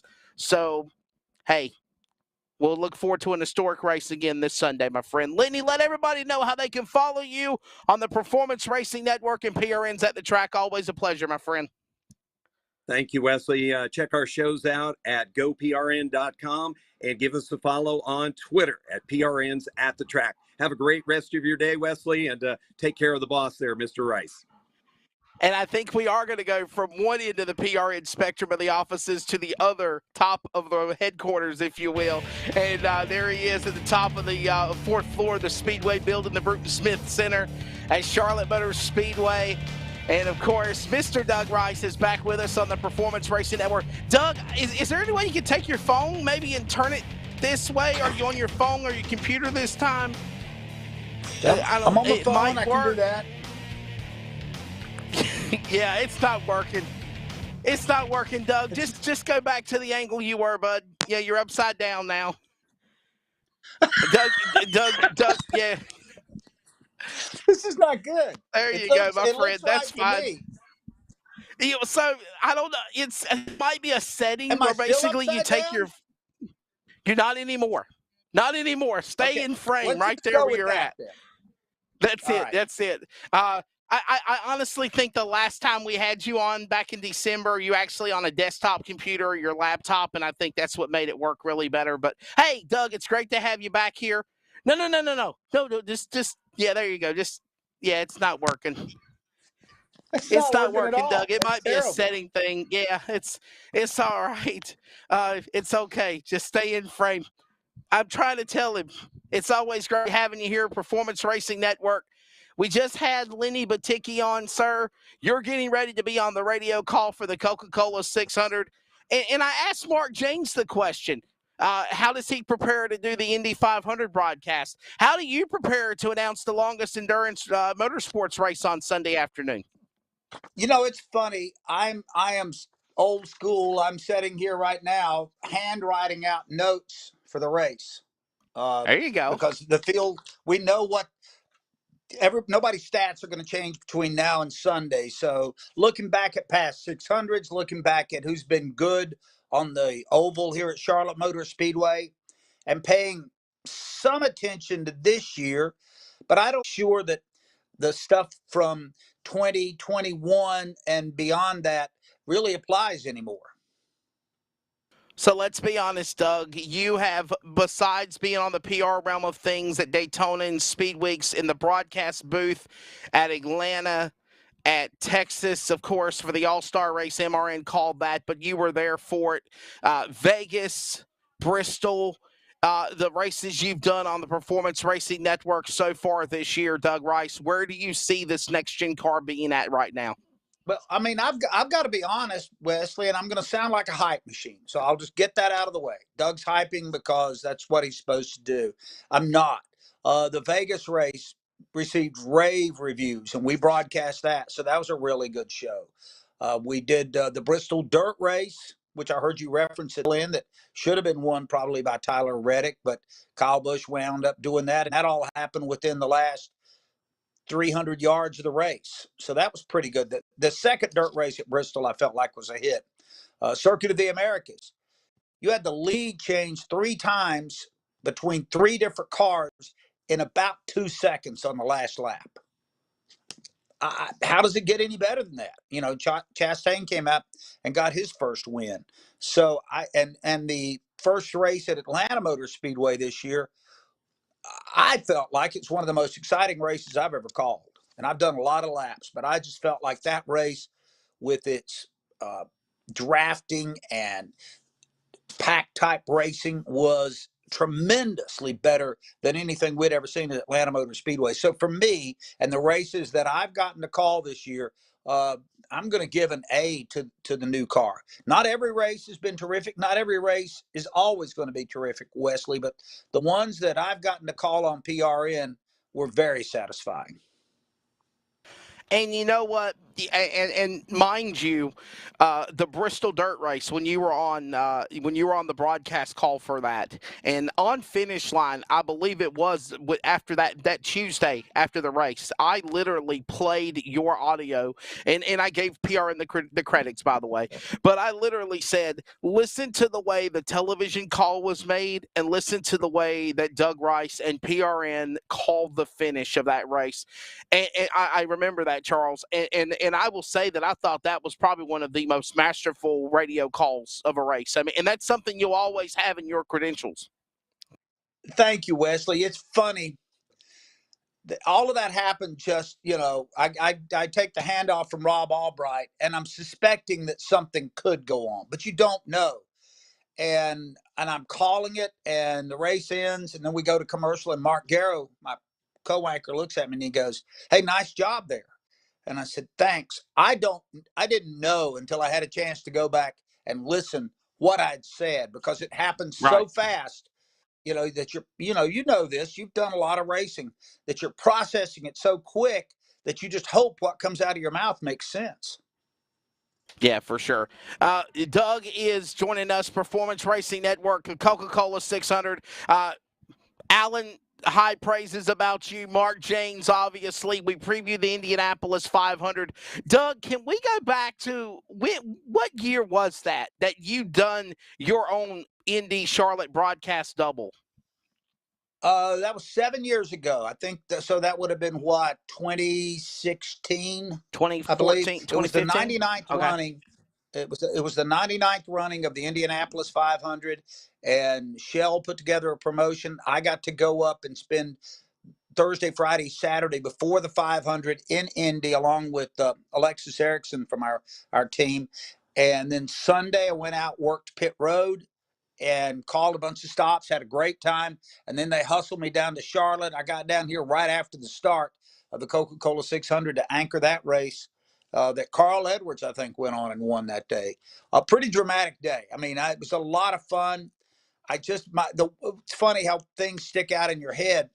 It's not anything that I said. It was something I did. Everybody told you that night, Saturday night, whatever you do, don't go out and have a beer. You don't want to get dehydrated. You drink a lot of Gatorade, drink a lot of water, do this. So I did all of that. And I felt like I was just sloshing going to the track. And I realized at about 2:30 while the race was going on, I had been so preoccupied with hydrating, I hadn't eaten. I just forgot to eat. And so I'm ravaging through pit stalls looking for, oatmeal cookies and bananas. But it was a good day. And Juan Pablo Montoya won the race up at Indy that day. Yeah, for sure. And Doug, I don't want to go off the subject of the NASCAR and the Coca-Cola 600, but that's fine. Could this be the year for Scott Dixon? I mean, wow, what a lap in qualifying. I asked Lenny the question. 234 lap average. The entire field average speed is 231 miles an hour from the first spot to the 33rd starting position. Your take on that? I mean, you love IndyCar racing as much as you love NASCAR. Well, he's been consistently fast, and I think, Wesley, that's what you got to look at. He's just turned in good lap after good lap up there, and he's blazingly fast, historically fast. If he can get out there and get away from the melee, he's got a real good chance to get his second 500 win, and I don't think there's anybody more deserving. Palou's got a good car. I think he'll be in the mix for this. As far as the Jimmy Johnson storyline is concerned, I think if JJ gets out of there with a top 10 run, he should be really, really happy. I mean, it's been murderous for him in IndyCar outside of the oval race in Texas. So, get to the finish, have the car intact, and anything above that, I think, is really cause for celebration. I may be selling him a little bit short, but I think top 10, your first Indy 500, that'd be a big day. And, of course, the 106th Indy 500 this Sunday, Coca-Cola 600 this Sunday afternoon, 5 p.m. Eastern Time, Performance Racing Network and Fox for the coverage. Doug, you mentioned Tyler Reddick. Who are some other drivers? Obviously, there's been some – Denny Hamlin and Kyle Busch have been in the NASCAR news, and it's not being, and I'm not saying this in a bad way, but it's not been on the popularity status with fans. A lot of people are thinking and Kevin Harvick too. A lot of people are thinking there is a lot of, there's that crybaby status. If things aren't going their way, then they're mad at anybody else, and we saw that at the end of the Texas race and the All-Star race because Denny Hamlin saying, well, NASCAR should have black flagged Ryan Blaney, or they should have made him come back and fix his window net, and that would have gave me the lead and probably the win. We're seeing these types of what's your take on that right now? The good, the bad, and the ugly of the sport, if you will. All right, my take on the Denny Hamlin thing is Denny Hamlin had absolutely every right in the world to be mad. Every right. Okay. In any other race, in any other circumstance, all NASCAR does is preach about safety. Safety above everything else. They did not have safety above everything else when they let Ryan Blaney finish that race with his window net down. I think NASCAR could have done one of two things. They could have just said, hey, you got to come in. We're going to black flag you. Sorry. Our bad, but sorry. Or they could have said, you know what? We messed this up by throwing that caution like we did. We're going to give you a free pass, come in, secure the window net, and resume your position. In hindsight, I feel like that's what they should have done. But they didn't. I felt like Denny had a legit argument in the sense that the rules are the rules. The window net's got to be up. It's got to be taut. Sure. And none of that happened. So Blaney deserved the race win. I mean, this ultimately falls back in NASCAR's lap. That yellow flag should have never, under any circumstances, waved. Or if it does you seconds, you let that race play out, then throw the yellow flag. This one is all on NASCAR as far as I'm concerned. And I don't like saying that. I'm not a let's pile on kind of guy. Right. Yeah, definitely, for sure. And I will say this. I think in hindsight 2020, Hamlin is mad at NASCAR. He's not mad at Ryan Blaney, because at the end of the day, Ryan Blaney is an innocent bystander of just doing what the sport's telling him to do. If they would have said, you got to come in, you got to pit, you would have had to have done it. But yeah, it's do you miss the all? I mean, obviously I know you're a homebody. You're at Charlotte. Do you feel like the All-Star race needs to come back home to Charlotte, Doug? I mean, a lot of people talk about. Go ahead. I'm sorry. Thought a lot about the All-Star race lately because it's been a top of the mind topic. I'm gonna defer to Dave Moody from MRN. I think he threw out an idea the other day, but I'll modify it a little bit. He says, "Why don't we take all three series, get the top 10 teams, and have them run in a race IMSA style, where they have all sorts of different categories of cars running." You could do that on the Roval at Charlotte. You could run a road course race, have the top 10 trucks, Xfinity cars, and Cup cars out there all the time. I don't know that there would be any problems with that, and because you've got different classes that compete in IMSA all the time, and really change this thing up and make it something special. The other problem with the All-Star race is it's not exclusive enough anymore. Way too many people get into it by winning stages in the Open. If you're going to have an all-star race, it needs to be for the all-stars. And, I feel good about that. I wouldn't mind moving it around. I don't know that it needs to necessarily come back to Charlotte. I wouldn't mind seeing one on the new configuration down at Atlanta Motor Speedway. And a lot of people are kicking around the idea of maybe taking it to some of NASCAR's older tracks, South Boston's and the Hickories and the Orange Counties of the world, and running it on those, and having 10,000 people there, but it's more of a TV event than anything else. But it needs a shakeup. In the current way they're doing it, I don't think anybody wins. And I know the teams don't like going halfway across the country to basically run an exhibition race. Well, and Doug, I'll elaborate on that because I did talk to somebody on a race team, and they actually said that. They said there's a lot of these guys that are loading up their haulers and they're going all the way to Fort Worth, and they know that they're going there for nothing. Like they know they're just there. They might make the All-Star race. They might make the Open. You might luckily make it in, or you luckily get in by a fan vote like Eric Jones did. But basically, they're traveling, 2,000 miles from North Carolina, where Race City, USA is, not knowing whether they're going to go in the race or not. It is. It's a lot, and it's expensive. If anybody has traveled lately, airline tickets, rental cars, hotel rooms, all those things cost a fortune. And to have to pack that up and go halfway across the country and spend all that money with very little in return, I can see why some of the teams have built up resentment. I mean, I'm glad that those decisions are made above my pay grade, but I do think the teams would really welcome something that they could get to and return to in a single day. We're with Doug Rice of the Performance Racing Network, the president, the general manager, the lead anchor. He and Mark Garrow and the rest of the group will have the call of the COCA-COLA 600, the 63rd running of the COCA-COLA 600 this Sunday afternoon. I think coverage begins at 5 p.m. Eastern time, right after the Indianapolis 500. Like they might have like an hour or 2 hour break, and then they're right back at it again there on the Performance Racing Network. Doug, we look at, and I want to emphasize, you talk about the rising costs of airline tickets and, of course, rental cars and traveling in general, the logistics. The world sucks right now. Can we be honest? The crazy fuel costs just to fill up our own tank. We might literally consider to, not go out to dinner night with the wife or the kids and stay home and be more of a homebody than do more of the traveling in the leisure activities, if you will, than what we've done in the years past. Do you think that's going to affect the sport anytime soon? Do you feel? I mean, obviously, Coca-Cola 600 grandstand tickets are sold out. It looks like it's going to be really, really good. Big optimism for the Indy 500 as well. But is it going to come to a head, do you feel? I don't think the current economic situation is sustainable.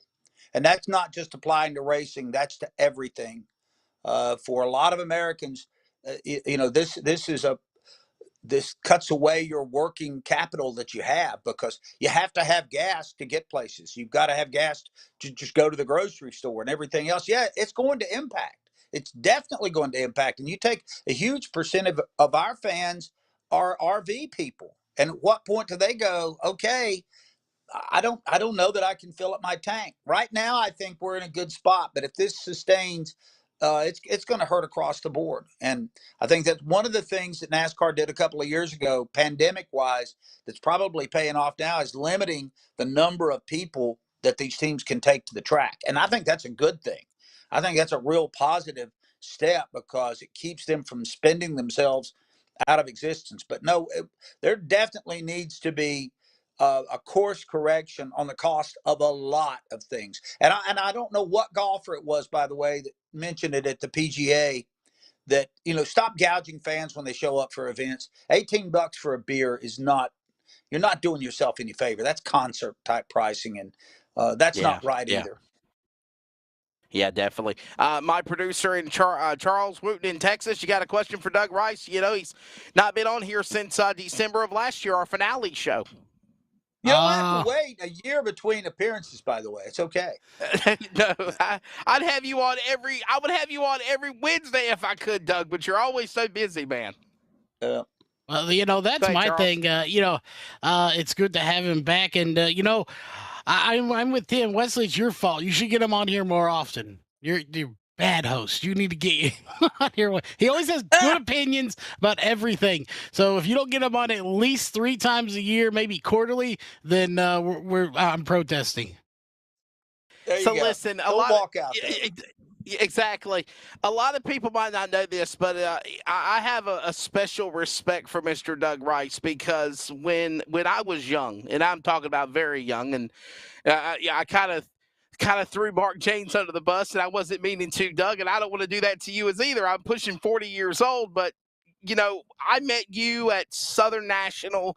You were doing speed television with the Hooters Pro Cup Series, and I'm going to segue to that with a question coming up.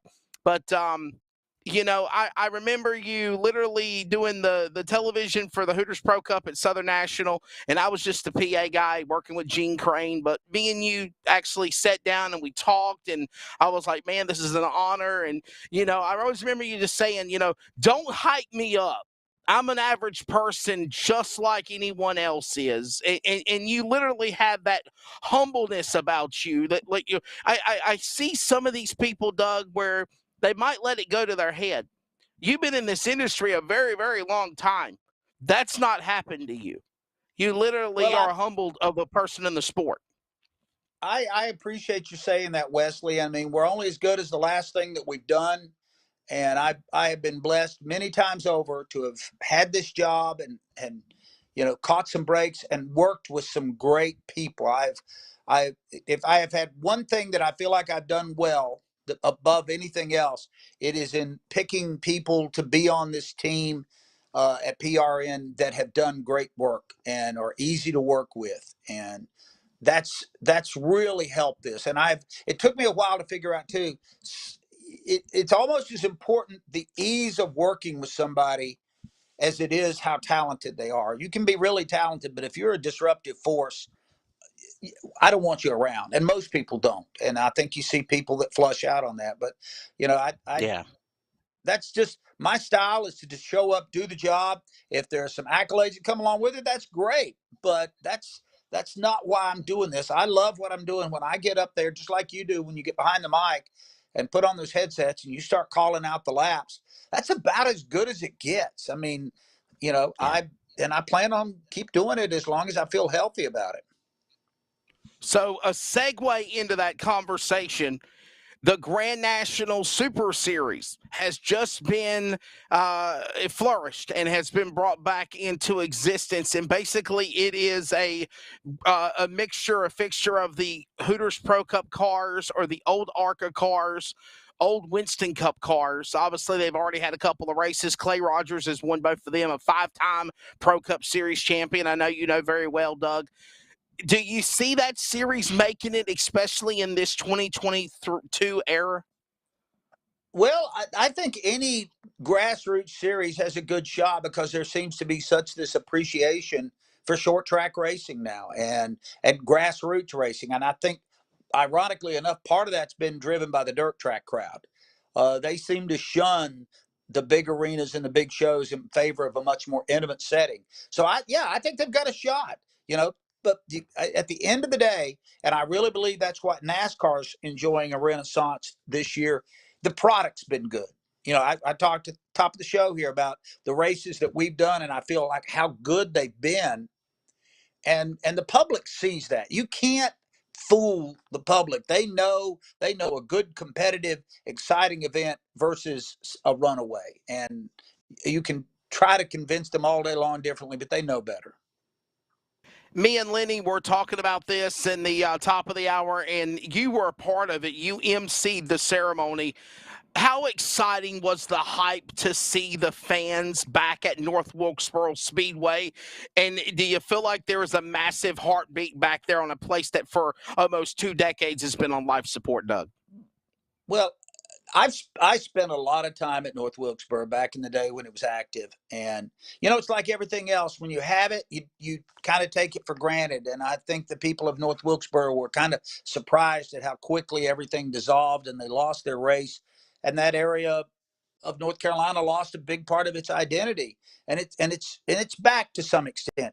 I don't know that there's ever going to be a NASCAR Cup Series race there. I think SRX will race there probably eventually, and maybe the NASCAR Camping World Truck Series will go back there. But they're going to have that venue. It's going to be brought back up to speed, and it'll be a point of pride for them. And I think that's really nice. I don't want anybody to be fooled. They have a lot of work to do. If the government's giving them $18 million, they're going to need 18,000,001 to do all the work that needs to be done. But I'm happy for it. I think that these 2 series that they're going to be running up there, one pavement and one dirt, this fall, that'll tell us a little bit. But they're really not going to start the renovation of the racetrack until spring of 23. Yeah, definitely. And I think that's the plan, is to go in there, do a dirt event, do this pavement race in I believe it's in August, the dirt race in October, and then turn around, tear everything apart, put down new pavement on that racetrack. And obviously the new pavement on that racetrack, Doug Rice, that's going to make that place really fast. Do you think they should keep it as it is, where you're going downhill, climbing uphill down the back straightaway, stay with the tradition of that? Or do you think they're just going to come in there and totally facelift the track and make it like really high banked and banked? I hope they don't do away with the fact you race uphill there. I always thought that was unique. And the front stretch goes downhill. I mean, part of the character of the place. My feelings wouldn't be hurt if they threw 3 or 4 more degrees of banking into the turns. I'm all in favor of higher banked racetracks. I just think they put on a better show. What is it? Is it Winchester that's banked like 30 degrees? Yes, yes, Winchester, 34 degrees. Yeah, I think I did an all-pro race or something there one time, and I just remember thinking, all right, this looks really nice. It looked like a little version of Bristol. So we'll see. I don't know what the exact plan for that is, but it's been a great story. It's something I thought I'd never see. Well, listen, Doug Rice, our time has grown short, sir. It is always a privilege to talk with you. I would have you here every Wednesday if I could, as I told Charles, but maybe we'll bring you back at least within a couple of months, maybe before the Roval event. That'll be around September, October. So thank you for what you do for the racing industry. And by the way, thanks for letting some announcers get the chance. I was driving to Virginia Motor Speedway the other night, and to hear my friend Mr. Matt Peer on the PRN call as a pit reporter for the Xfinity race was pretty cool as well. Yeah. It's funny. I did not know Matt. I met Matt one time before he worked for us. He came down to Atlanta and hung out on a weekend. But there's a great lesson to be learned there. Matt wanted to be a part of this, and Matt kept contacting me and sending me tapes and sending me, and everybody around him speaks so highly of this guy. that he's a soldier. He wants to do this. And I listened and I thought, all right, let's give this a shot. And I got to admit, from the first time he turned on the mic Saturday down in Texas till his last report, you listening and driving down the highway had no idea that this was his first race on PRN. I've got to give him a lot of credit. I thought he did a great job. Certainly did. Certainly did. Well, listen, Doug Rice, always a pleasure, man. Good luck calling the Coca-Cola 600 with you and Mark Garrow in the booth this upcoming Sunday in Charlotte.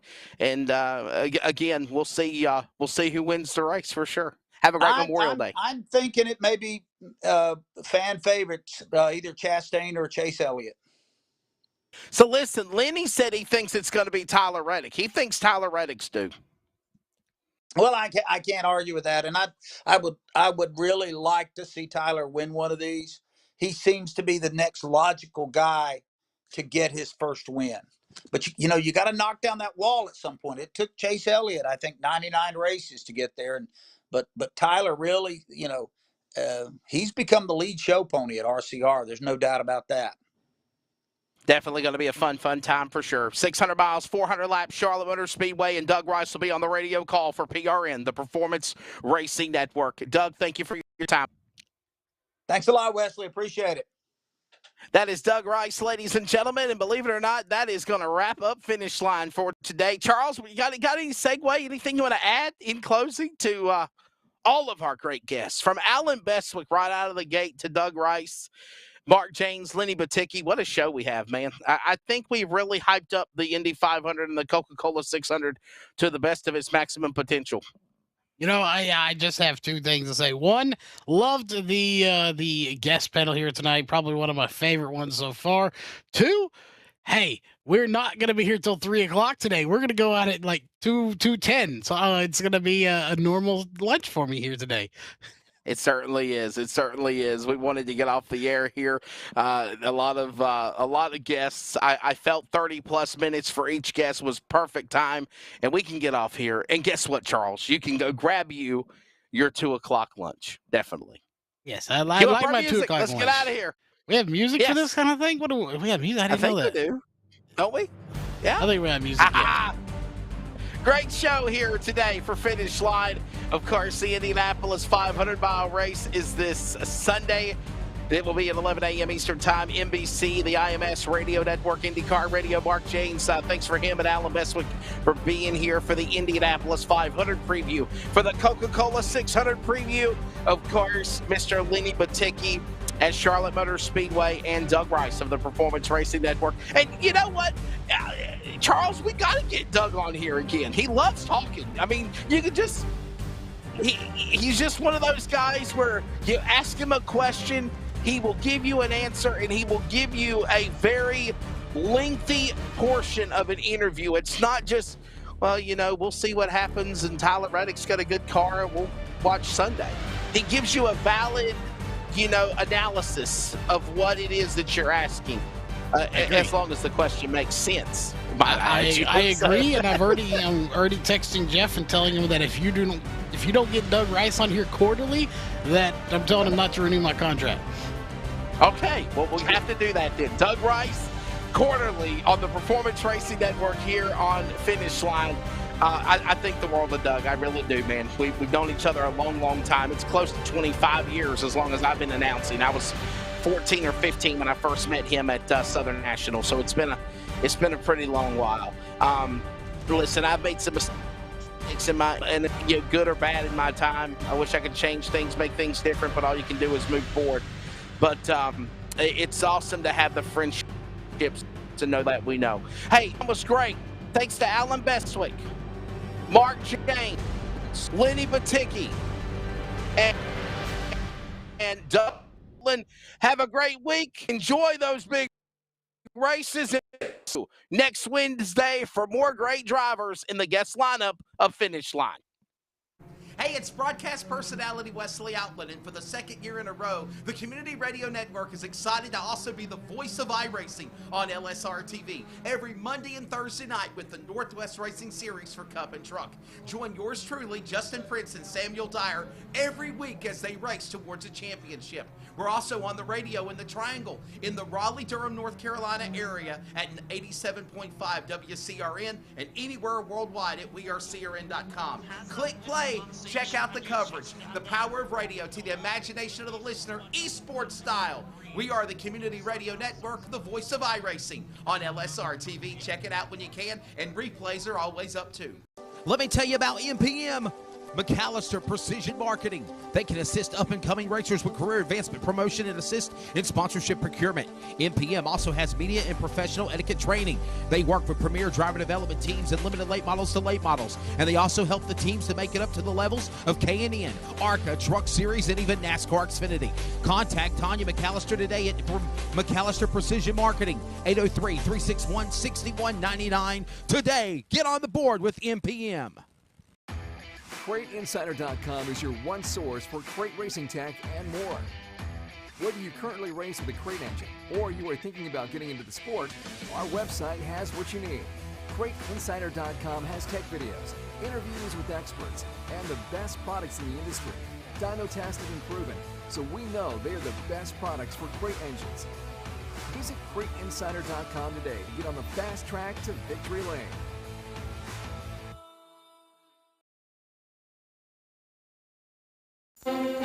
This episode is an exclusive production solely for the private, non-commercial use of our listening audience.